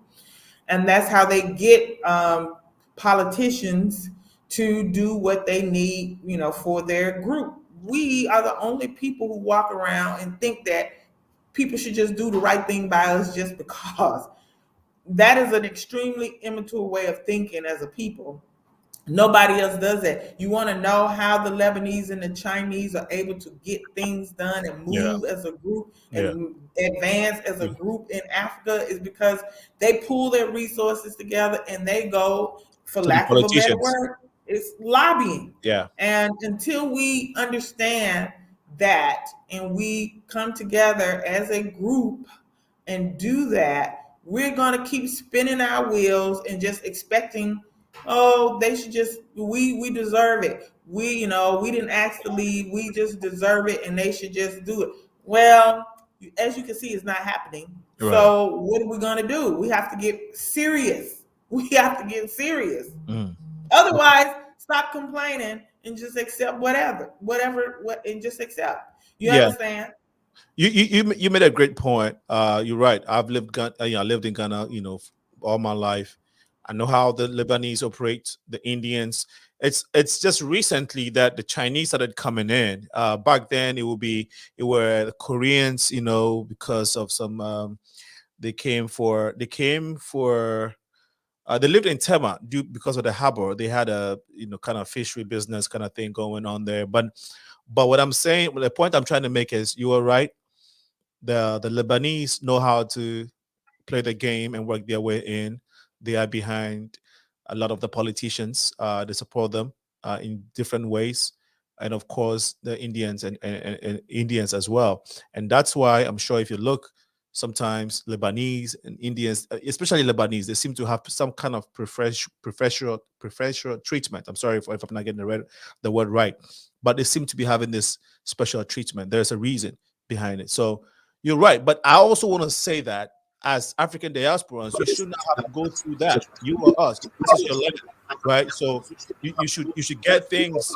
You shouldn't have to go through lobbying and everything and all of that. But times have changed. If you have to do that to get things going for now, that should be okay. But in the future, you shouldn't have to go through lobby or anything. You should have that first that birthright to ease yourselves. I mean, to have a very easy transition into the system and live just like a Ghanaian born person. And I think that's how things should go. Another point I want to make is, have you guys spoken to ex-president Ajekum Kufuor? Has any of you met him, Yao or OKUNINI?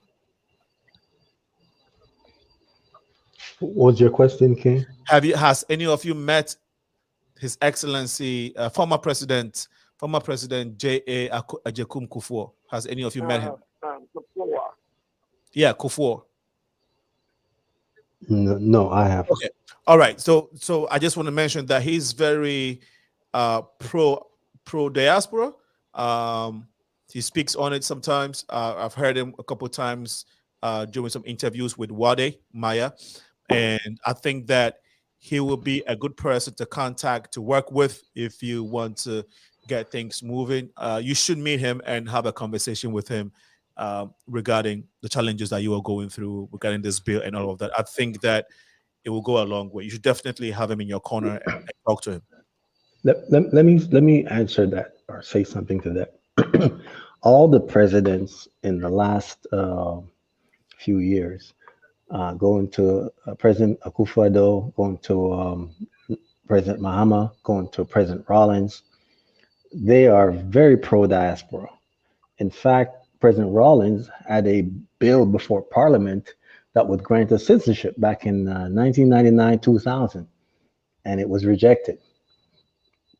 When this government was newly elected, 2016, going to 2017, I met Madame Botre, who was designated to be Minister of Foreign Affairs, and I asked her, literally when she was putting on her gown, will this administration continue what President Muhammad's administration did? And she replied, my administration, this administration, is more of a diaspora administration than others. So I believe all of them are receptive. I didn't meet President Kufuor, but I met his sister at the University of East Legon, and she divulged to me that her daughter was married to a Jamaican. So, you know, we are family in real ways. But what has happened is the law has not caught up with the rhetoric of come on home. And this is the problem. This is what we're facing. And you are working to change the law, or at least to help make the law work in your favor, or to make things more favorable for you. And I think that, yes, you are right with the with the assertion that you made. However, the reason why he becomes a very important in this puzzle is because of his current affiliation, or his, at least because of his position, and how it will be strategically good for you now. Okay, now you need an advocate, you want to lobby, you need a lobby group and all of that. You need a group of people to stand behind you to get this bill passed in a way, or get your input into this bill. You want to be at the table. And so these are some of the people that are currently leaving their life. And John Mahama has no connection to the current government. He can't have any input to what you're saying. He cannot support you in any way. The person who is alive and can have some input is J.A. Kufuor. If you haven't spoken to him, I'll advocate for that. And I would like to say it's more than just government. I think Ghanaians, period, the youth, the Ghanaian people are not aware of who we are and what we are. Yeah. They're not aware that we are sisters and brothers that was taken away. Yeah. They're not, they see us differently. They don't see us as return. Truly, they do not. Yeah. They see us as money. They see us as how they can leave the country and go to other places where we're from. But we're not taken in as family. Yeah. We are family. Yeah. We are different. We didn't come here with a whole lot of, Farrakhan even said that, the Honorable Farrakhan. We're not here with money. We come here with heart. We come here looking for our roots. We come here to find what's missing. Yeah. All your millionaires and whatever, they don't come to Ghana. Why would they come to Ghana and buy a mansion, a house, when the road is so horrible their cars can't even get to it? They go to Hawaii where they're going to see a beautiful beach. The beach going to be clean. They go to those places where their money makes a difference. But we come here for heart. We come here for the people. We love Ghana.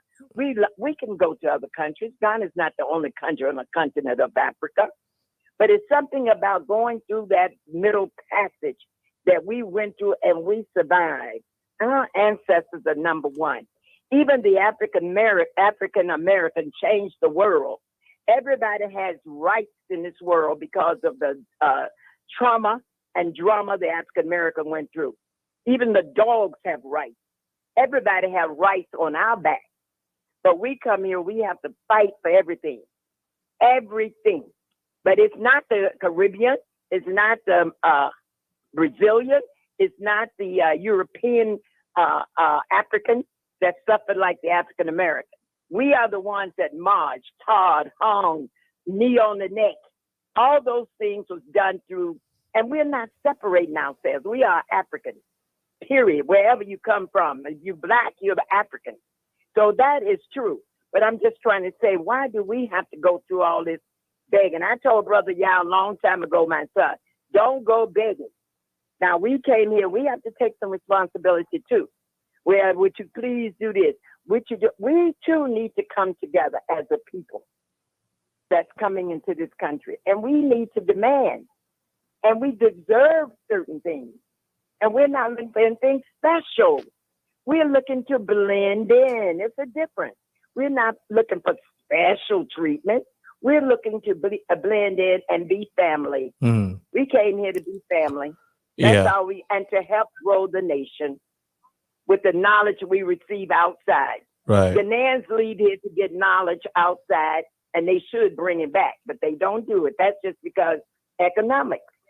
I understand that. Yeah. It's a better living because when the Ghanaian come back, he has all his extended family begging, asking for money, taking care of school fees for not just his family, but for his nieces, nephews, cousins, that you have a lot on your plate. We understand that. So when we come in and we get a new extended family, which is a Ghanaian family, we want to do the same thing. But remember, we left our blood on the other side of the pond. Most of us have left mothers, fathers, cousins, nephews, nieces, children on the other side because they're not willing to come to this side.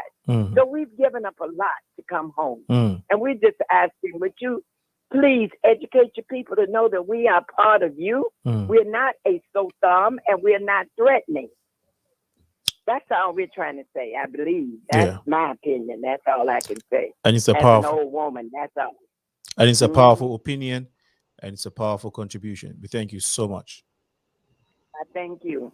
Have a wonderful evening, and like I said, this conversation will continue. Alenko? Yes, go ahead. Before Mom goes, she probably already left, I want to address the issue of the elders. Last week, I had the privilege of meeting a 93-year-old grandmother who literally looked like my grandmother, a little bit shorter. We went to Jubilee House. Her granddaughter and her granddaughter's husband, they've repatriated to Ghana, so they were looking for a resident permit.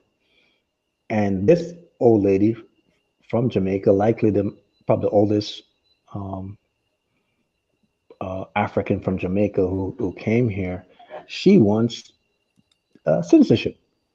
And so again, she would have to go through these process of waiting for the Homeland Return Act to occur maybe a year from now, 2 years from now. And who knows what will happen. At 93 years old, nothing is guaranteed. She could die. But why do elders have to wait? Once they've made a connection to Ghana, why should they wait to get citizenship? If this is their roots, why should they wait? Right. And this happens all the time. I didn't want to make this into a complaining show. This is going to be a first of many series leading to next year. But there was another lady I met, 70-something years old, and she had her 40-year-old son, and they went down to immigration, wanted to come home, and they're asking her birth certificates for the son to prove that that's his mother. And so these are the kind of things that challenges, and we want to be able to address them. It's not known. We need to bring it to light. We've been quiet for too long. Yeah. And so your show provides that platform, and we're going to be going on other platforms just to educate the public, educate both people on both sides of the Atlantic what's going on, the realities of returning home. Right.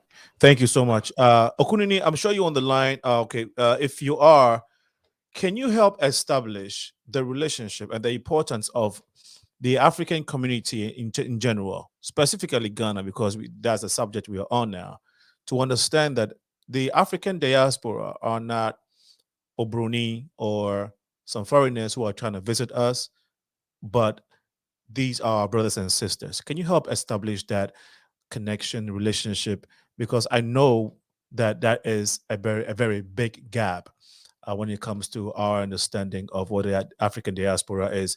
I know, Tonya. OKUNINI, can you hear me?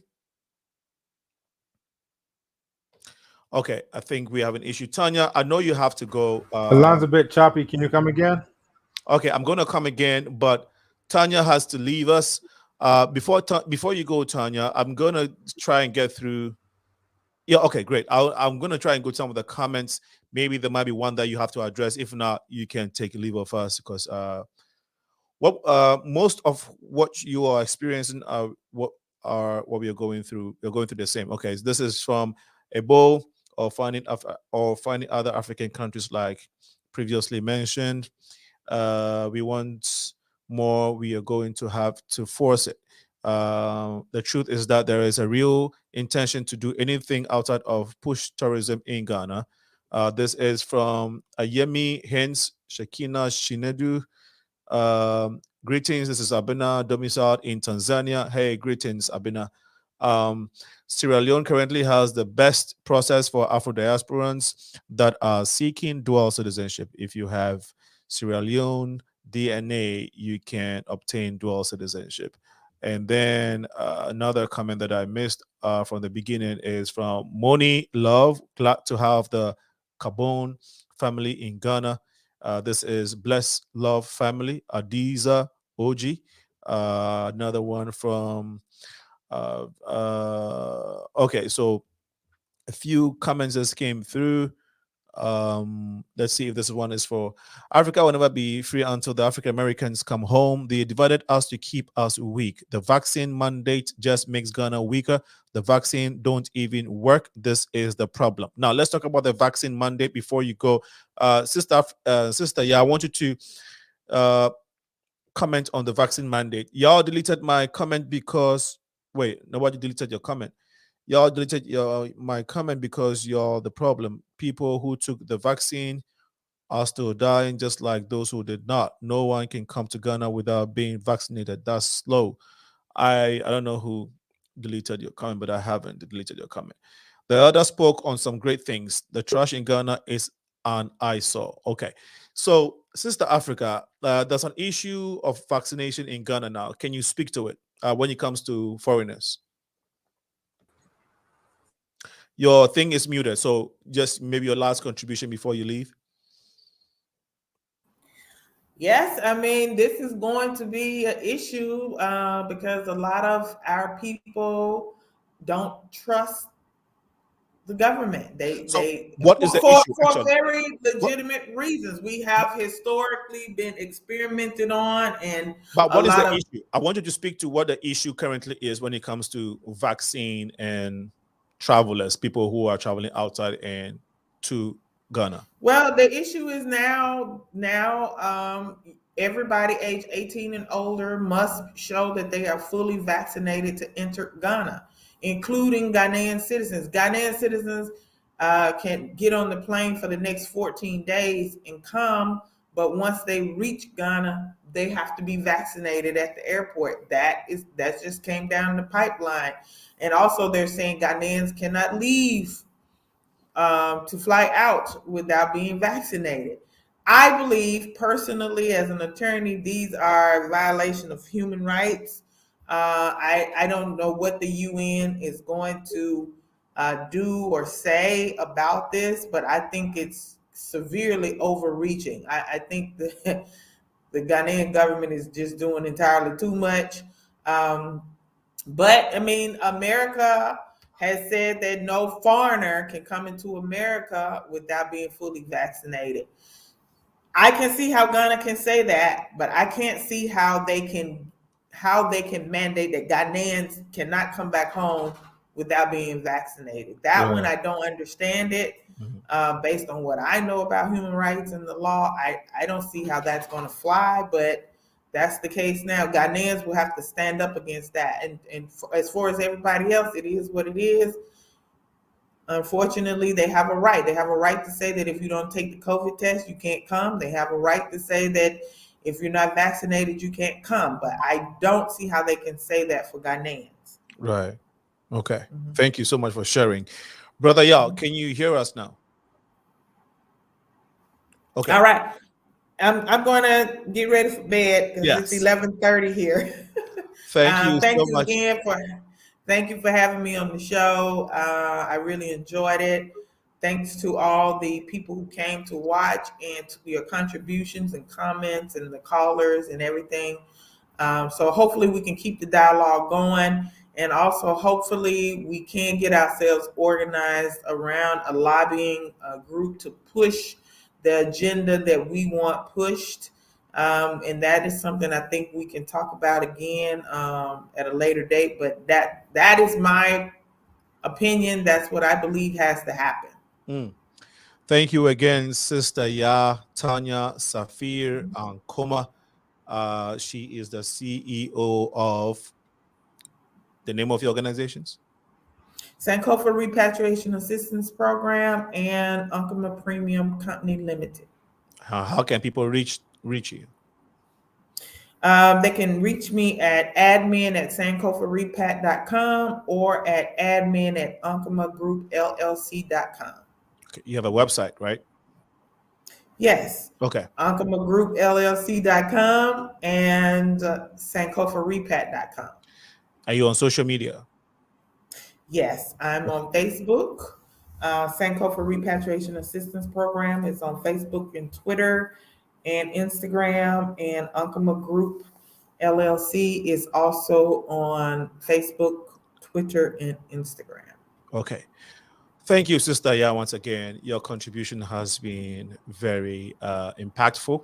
We are looking forward to doing this again. Thank you so much for helping the economy of Ghana. What you're doing is helping build Ghana, build Africa. You know, and I applaud you. I respect you, and thank you so much for everything you're doing. To you, again, my respect goes to you, not just you, but your family that's supporting you to make this happen. Have a wonderful evening, and keep serving the people. Thank you, brother. All right. Good night. Good night, and let's see if we can get Brother Yao here. Brother Yao, can you hear me?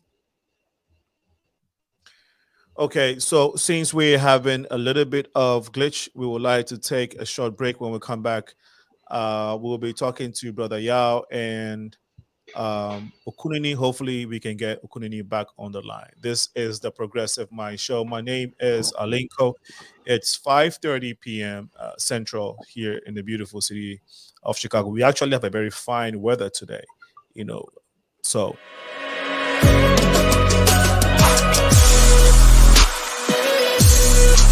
Very talented young people who have decided to follow. Then another year it starts again. Well, this is different. We should definitely be talking to those wonderful people. Once again, we urge you to share the feed on Facebook. Hi there, I'm AKYEAW, and today we're going to be talking about the African diaspora in Mexico.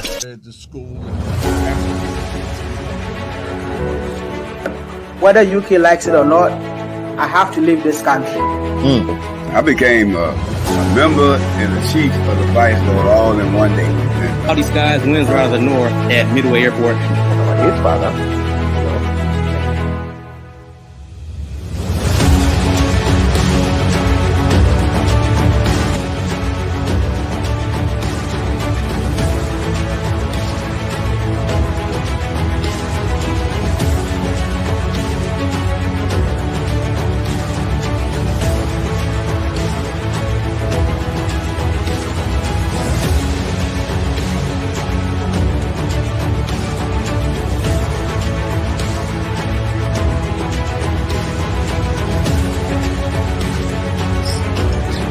Rice and beans.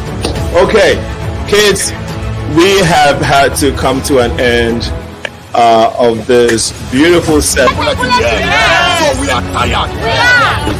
not about this is the inside account of a week that brought the Rainbow Nation to its knees. Right, essentially trying to inculcate into this.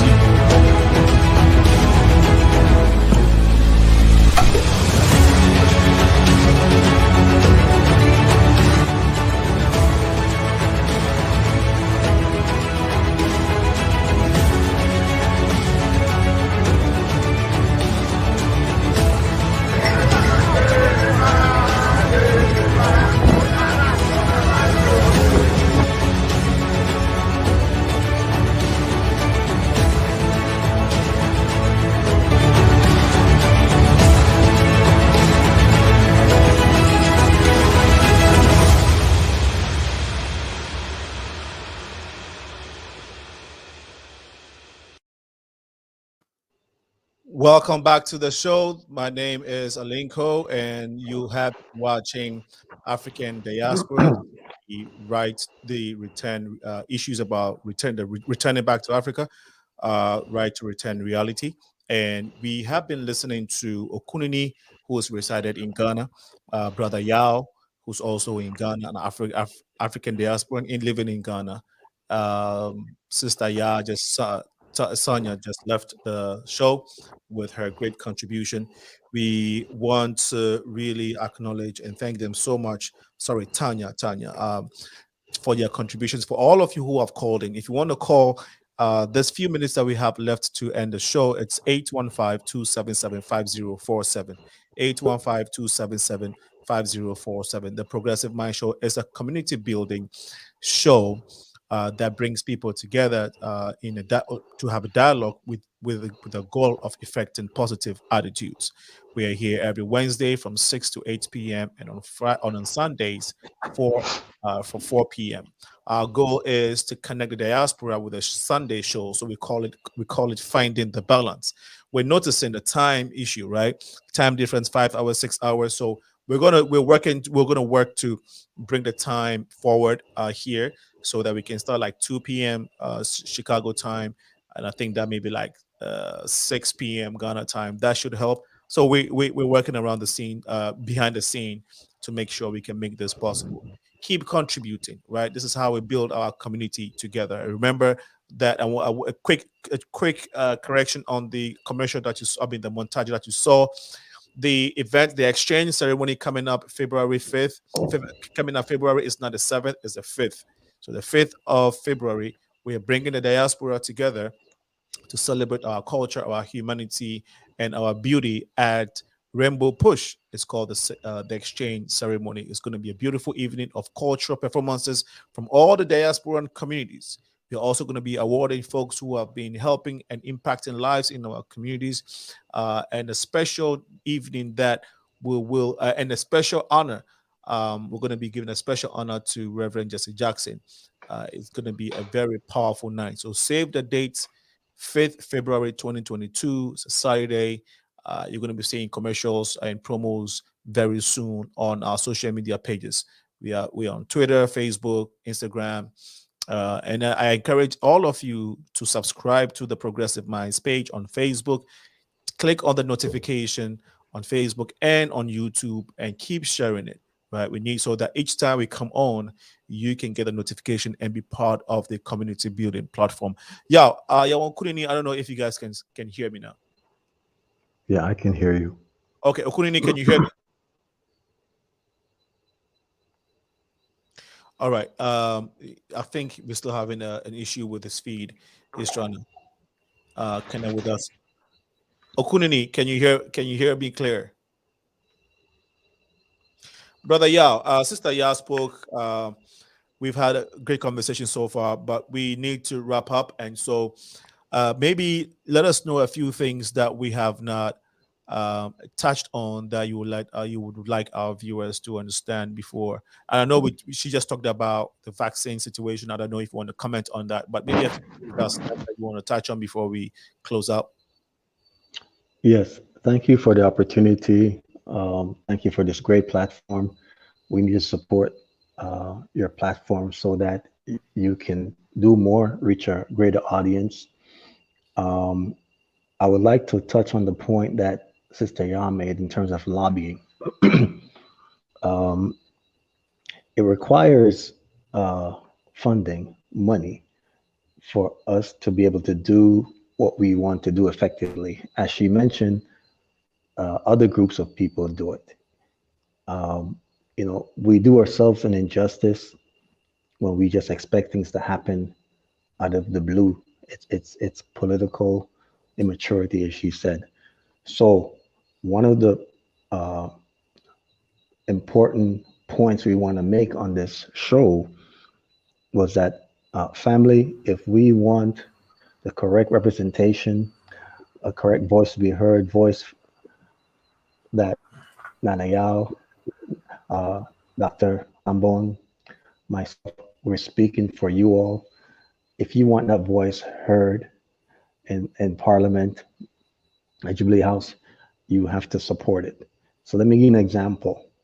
This current bill that's before us is being funded by the Homeland Return draft bill is being funded by Germans, not Ghanaians, not diasporans. And in 2016, it's being funded by who? Germans, the Germans. It's a grant from Germany, yes. And in 2016, I got to find out that we had a diaspora staff at Jubilee House, and their salary was paid by the Sweden. And so I want us to be clear on, we have to take ownership of this bill. It will impact so many people in African descendants. And so if you want to see this bill have some teeth and not something watered down or so vague that when you come here, it's not clear what your rights are, you have to fund it. And so this is the start of the lobby group. We got some people 2 weeks ago to put some money down. That most of them contribute $100. Some who can't put down half, whatever you can do. And we will put a team together, which includes lawyers that can speak to the issue as they understand it, because this is our legal right. For example, one lawyer that we have on board asked a question when we were giving citizenship: what is it backed by? Where is the statute that supports the act of granting us citizenship? Executive order can be reversed, but what statutes can you refer to that can enshrine our rights? Only a lawyer can think like that. So we're putting a team together. It has to be supported. And so we're asking you, I'll give you my email address, Sankofa Bono, SANKO FABONO @yahoo.com for your contributions in terms of what input you would like to see in the bill, what advice, what suggestions you have, and how you can support what we are doing. Thank you so much, Brother Yao. Okunini, if you can hear us, you want to touch on what he just said, or Yeah, I will. So 2016, I got citizenship, and I gave just a little brief background of that. That started at African Studies through a program called Ministry of the Future that I advocated for the space their African Studies to be used for. And Dr. Maulana, he drew up some forms and submitted those forms to a friend of his who was the executive secretary to the president. And then from there, President Muhammad said that he is restoring our citizenship. There were many people who had filled out their forms, including those who are associated with FIHANCRA and other organizations, and their applications were blocked by someone who was supposed to be an ambassador for the diaspora. Now, mind you, no one knows who appointed this ambassador, and then also nobody knows when this ambassador's term is up. It's the weirdest thing, because I've seen ambassadors, many ambassadors of countries come and go, but this ambassador for the diaspora has been in that same spot. And again, no one knows who appointed her. And then also nobody knows when this person's term exists. But that person blocked these other people. Through advocacy, the 126 people who got their citizenship were able to do that. And part of that was forwarding the forms of those who got blocked in 2016 to make sure that those 50 people, and then the other people who had also submitted their forms, that those would be passed on so that those could be processed, and indeed they were. And then those, individuals got their citizenship as well. The reason why I bring this up, all the things that we're talking about, myself and Yao, we went to the Center for Migration Studies at the University of Ghana. They're on the same lane as where I'm at. That's Institute of African Studies. We went there on our own dime, on our own peswa, I should say, here in Ghana, multiple times. We're actually doing lobbying for free. we're making sure that people get citizenship who have no idea what we're doing, because when it comes time for the citizenship to be granted, they trot out people who had nothing to do with the process whatsoever. And they say, these are the representatives of your diaspora community. And then they give speeches and they have no idea what's going on. But literally, I know myself and Yao, then also at the convention center downtown near the ministries, they gave another presentation, went to the Ministry of Regional Integration, Foreign Affairs and Regional Integration multiple times. There are just so many things that I know personally. I can testify that Yao was there.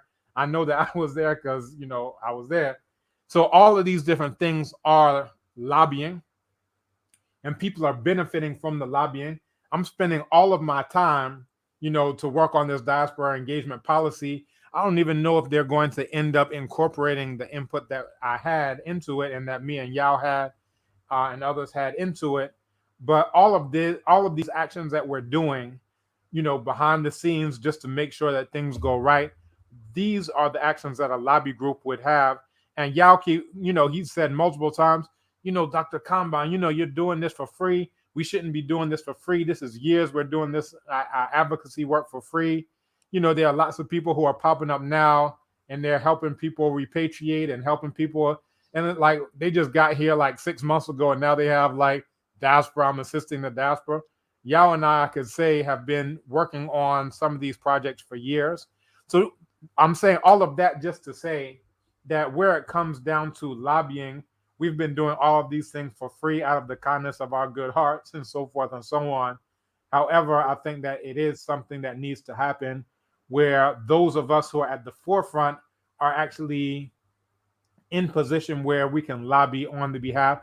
And, you know, it really does come down to cash. I saw a billboard near La Paz, and it was sponsored by the Chinese.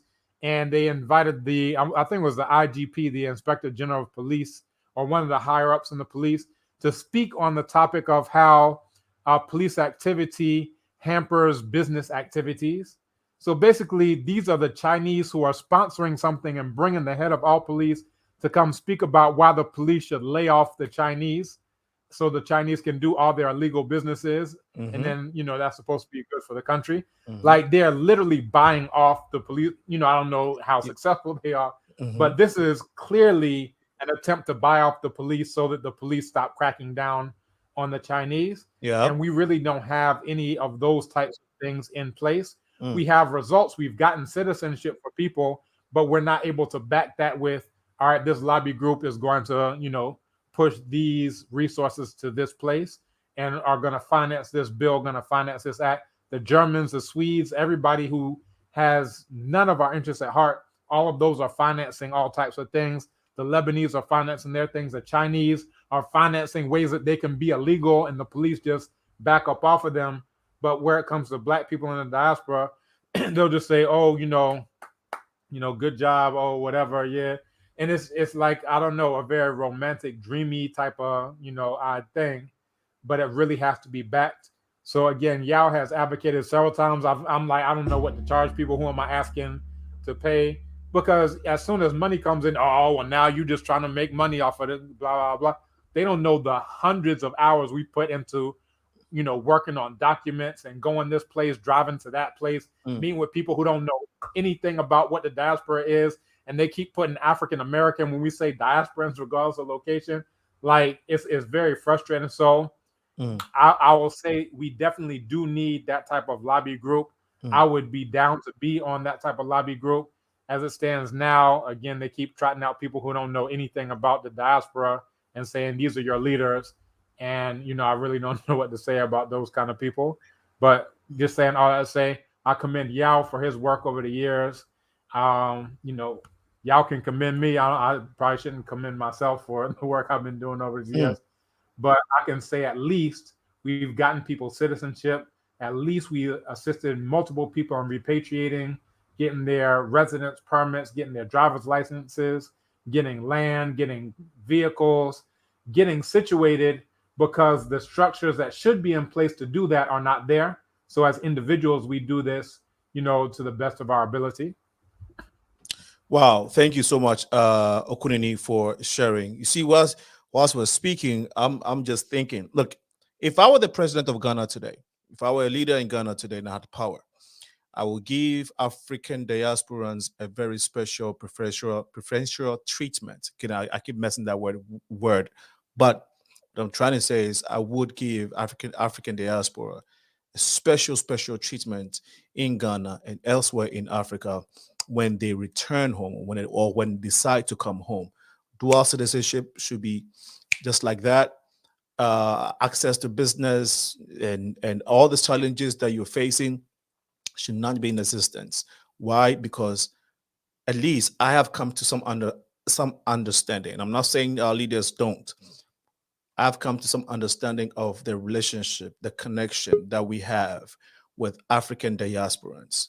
These are our brothers and sisters that left the shores of Africa many years ago in very, very disheartening ways. And we know the story, slavery.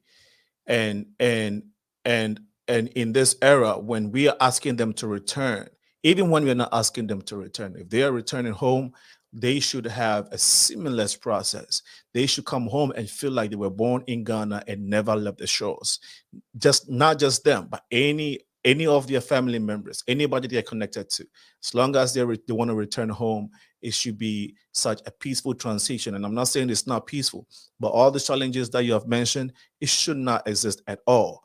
If I were the president, if I had power to change that, I am glad that today we are talking about it and we're working towards making that process very convenient for you. The reason why I brought this up is that a lot of the youth in Ghana and in Africa do not understand the relationship, do not see the connection, just like Nana, the Queen Mother said when she called. So OKUNINI, help the youth of Ghana, the youth of Africa, who's probably listening to this, not just the youth, but Africans in general who are probably listening to this or may watch this later and hear you speak. Help us establish the connection between us, African diasporans and Africans, if you may, per your understanding, your intelligence, your history, your work in this area. Yeah, very good. Even the distinction to say Africans in the diaspora and Africans, when we say Africans in the diaspora, that term itself means that those people are Africans as well. Because a lot of times when people say Africans, they just mean continental Africans. So they'll give a speech and say, yeah, Africans are the diaspora. But then when they come back to it, they'll say, oh, yeah, and Africans. And it's like, well, hold up. I thought we just said these are Africans who just happen to be located in the diaspora.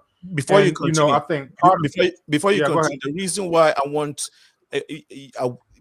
us to establish this is in relation to what we are discussing, so that when the youth and the whole country, the population is behind you, if they come to understand, they can lobby with you, they can push and advocate with you, and so they're very, very important. Please go ahead. I'm sorry. I interjected.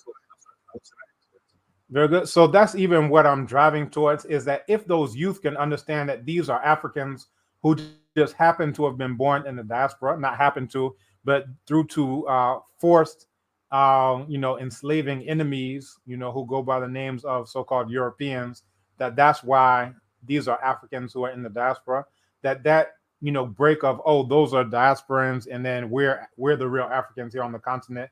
I think that terminology even needs to go away, so that we can understand that regardless of location, we're all one people.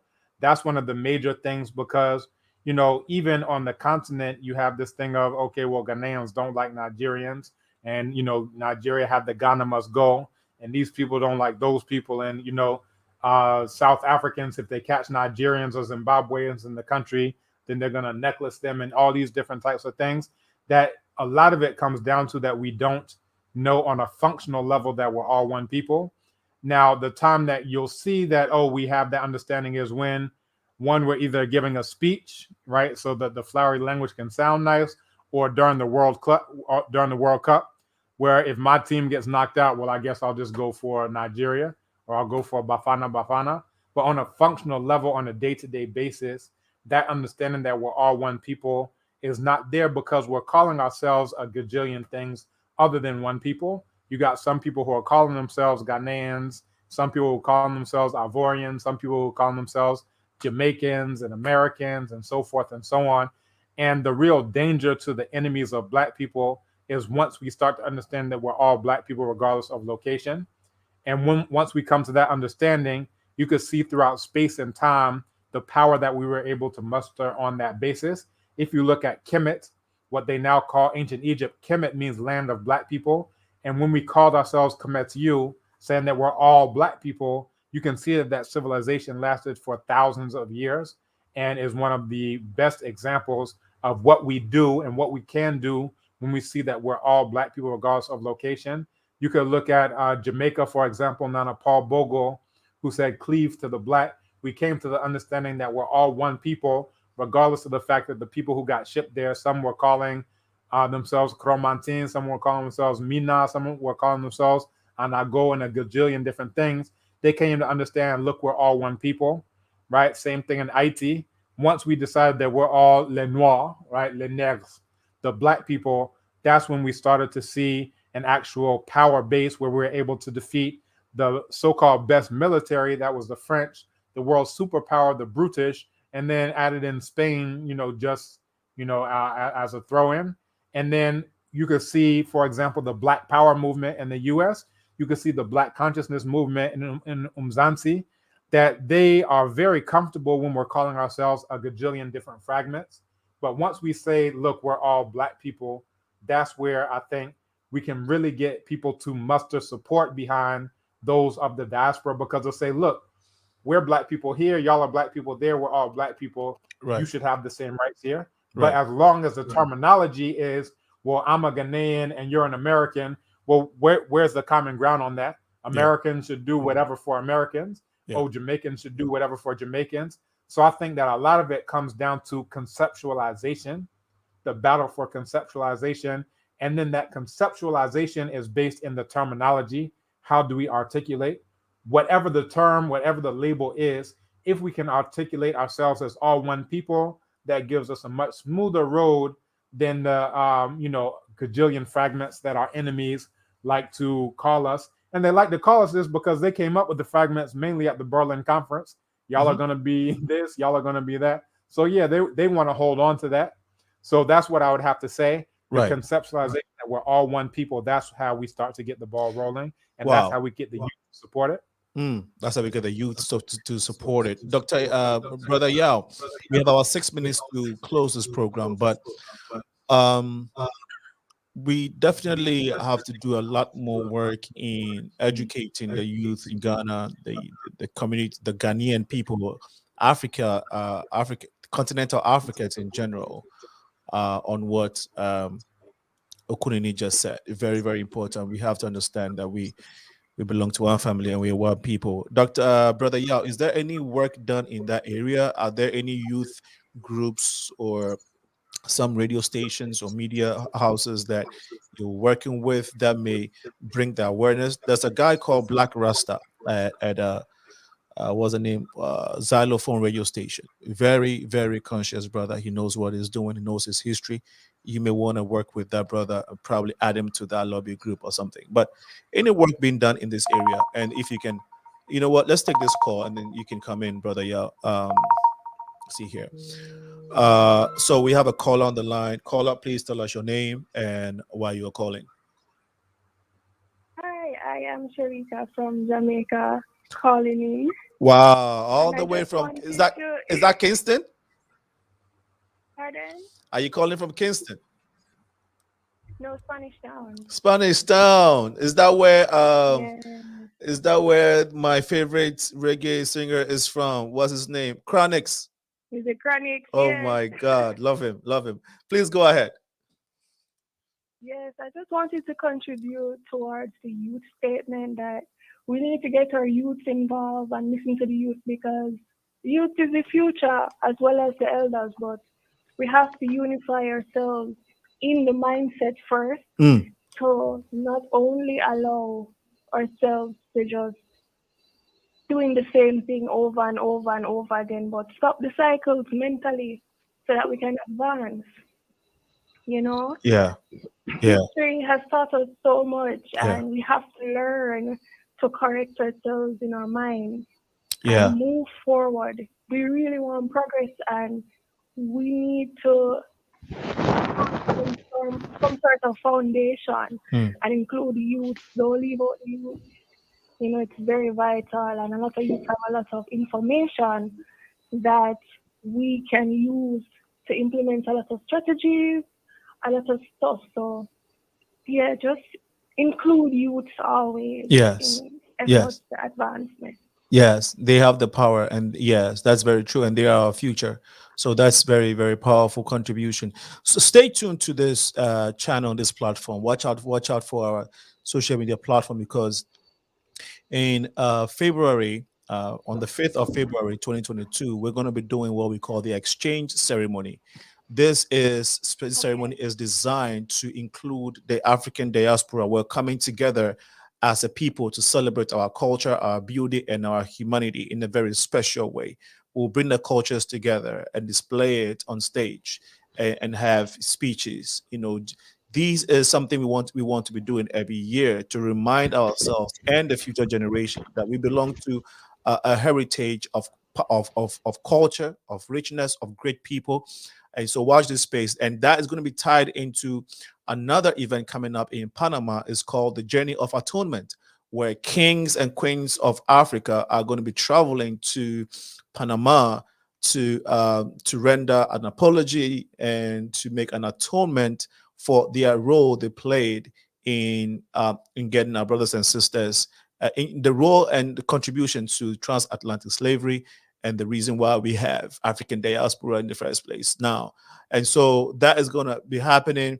But I'll encourage you to watch out for the Progressive Mind show. You can go on our website and our social media. A lot of more of this is going to come. I know you live in Kingston. You might not be able to be here to witness the event, but it's going to be streamed live. I just wanted to get this out. So stay tuned with the Progressive Minds. Subscribe to our pages and click on notifications so that when we come up, some of these promo and ads, you can see exactly what is coming, what we're doing, and how we're trying to connect the diaspora based on the conversations we're having, because our future is very important, and the youth play a very significant role in all of this. Give thanks and big up yo, you know, it's my cousin. Bless him up. Big up to you too. And if you meet Chronix anywhere, tell him he has a big fan on the Progressive Mind show, okay? Big up, cuz. Love you, cuz. All right. Brother, yeah, any closing remarks? It's 6 p.m. now. It still has to come to an end. Any closing remarks before we go? Yeah.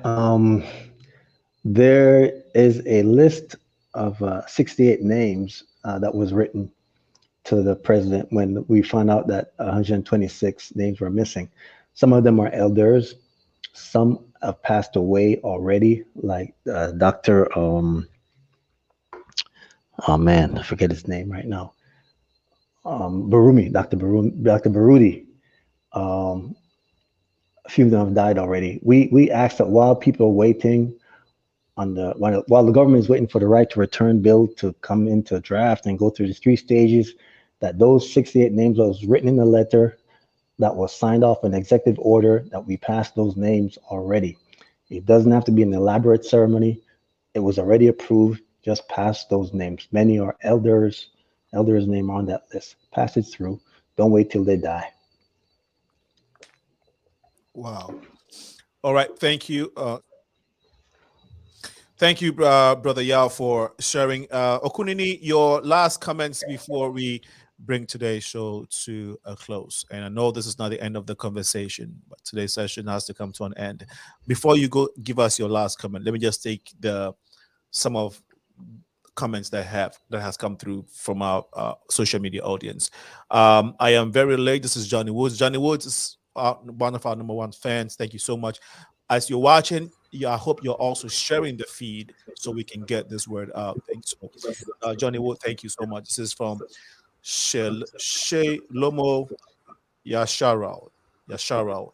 We are dealing with leadership that suddenly mandated the imprisonment of their own people within their country if not vaccinated. So how can we expect them to sincerely take on issues serious? Wow. Anybody has been really in prison for not being vaccinated? I haven't heard about that, but if you have any proof or any further info or any links, resources, please share it. We would like to look into it. The African diaspora that are no longer in the diaspora but now living on the land. What are we now? Does all of these things extend to us? Our fight against each other is what limits us from a rise in progression. Evolution starts with the mindset. We have to free our minds to advance as one. And there are organizations on the ground that have been working on advocacy.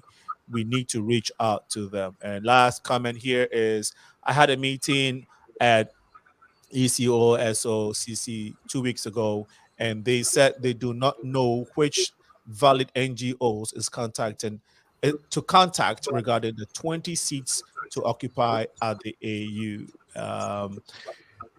If we allow them to infringe upon our human rights, they are not going to respect any of our concerns. We have to take ownership of our lives. You all bring up very important points and issues that need to be addressed, but human rights violation is a major priority. And then, as I said, last comment, I learned a lot in this show. Thank you for doing this. Brother Okunini, your closing remarks, please.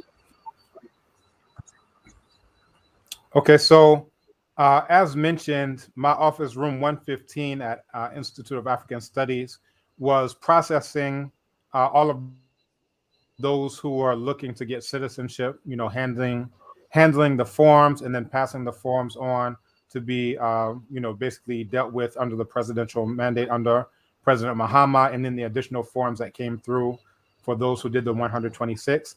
So this means at one point in time, the granting of citizenship was in the hands of an African of the diaspora. And, we actually had input, Dr. Maulana, myself, and many others who are participating in the Ministry of the Future.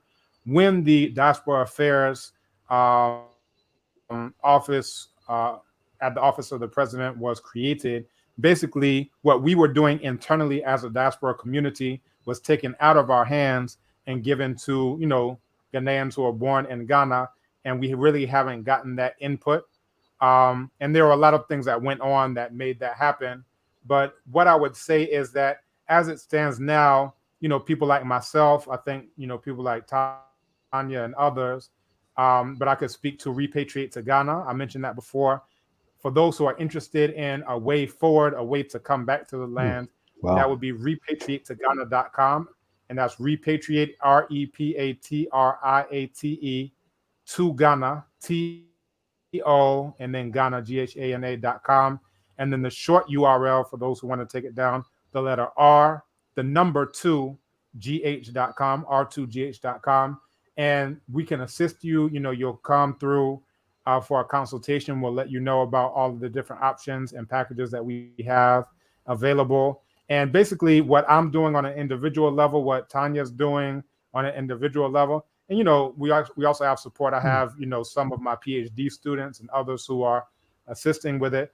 But these are the things that really, if we had, like, let's say a diaspora desk, which is handled by Africans of the diaspora at the airport, if we had a diaspora desk at immigration, if we had our own voices in the system, as opposed to our individual efforts, I think things could be a lot stronger. But to make that happen, there really needs to be a concerted effort on collaboration that needs to be funded. If it can't be funded, if we can't have a building, if we can't have a structure, so forth and so on, then it's going to still be, the individual efforts of well-meaning people like myself, like Yao, like Ya, and others. So I'll say for those who are interested, Repatriate to Ghana, this is my effort, R2GH.com. We've had, so many people who've benefited through citizenship, residence permits, purchasing land, purchasing vehicles, the whole 9 yards.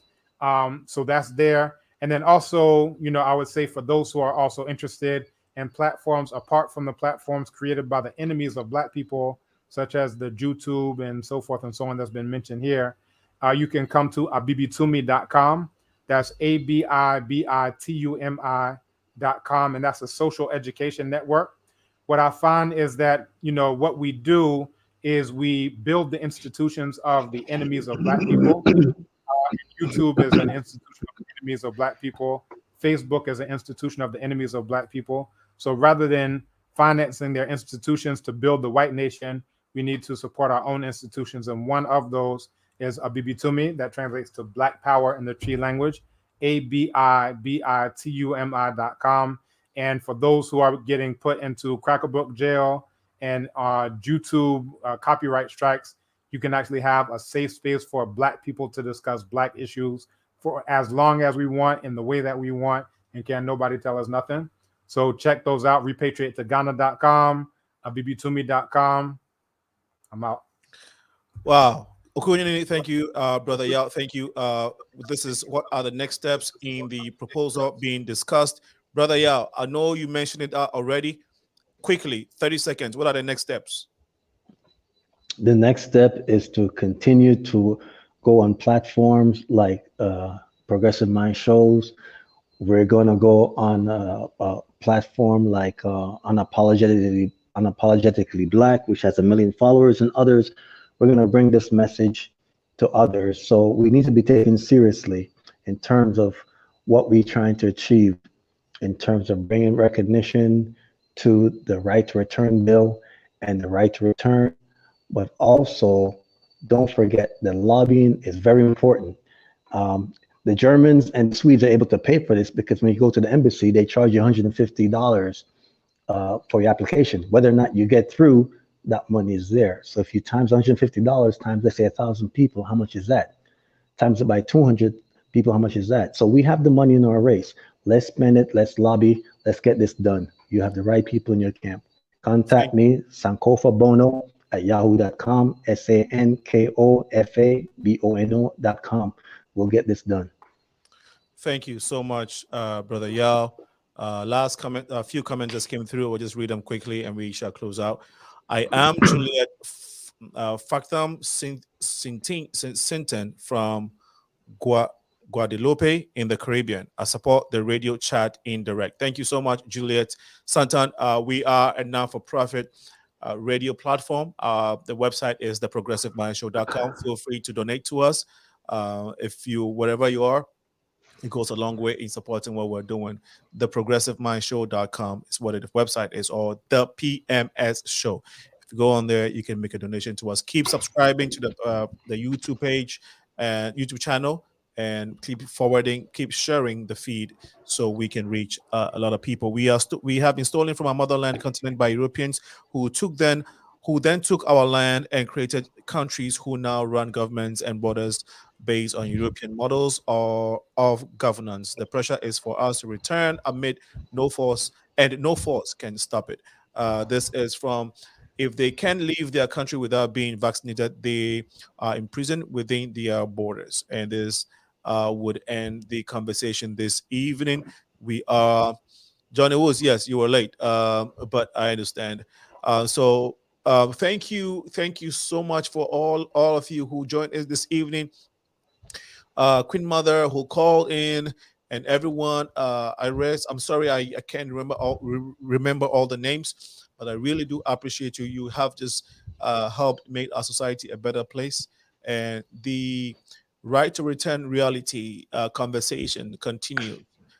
This episode of African Diaspora Right to Return Reality was very successful, thanks to you, our audience, who contributed, and especially my wonderful great guest, Brother Yao, OKUNINI, and Sister Ya. All of you have made our world a bit better than we found it. Thank you once again. This has been the Progressive Mind Show. My name is Alinko. I am here. We are here every Wednesday, 6 p.m. Central, and Sundays, 4 p.m. Like I said, we're working on the 4 p.m. so the folks outside the continent, which is why we do the Sunday show, can benefit from the live show. So we're working on that. We're probably going to do it way early, way in the afternoon, so you can catch us in the evenings on the continent and in Europe. Again, God bless your heart. Remember, to whom much is given, much is required. This has been a very great show. OKUNINI and Brother Ya will be in touch. Have a wonderful evening. Yes, sir. Thank you so much, King, for all that you're doing. Keep it up. Pleasure. My pleasure. And go enjoy your fufu and your bunk and and okra too. Okay, all right. OKUNINI, do you have some okra, some leftover okra?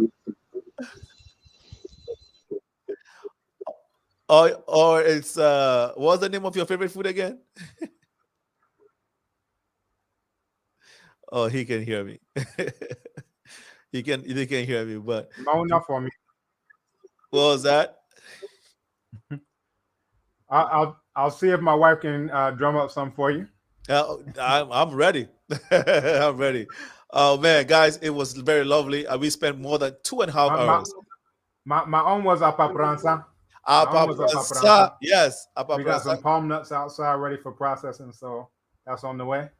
Awesome. The hours call it Jankpila. All right, guys, it was really a pleasure, and I've had fun. I have learned also, and I'm sure you have watching us. Stay tuned for more to come on this platform. Have a good evening. God bless.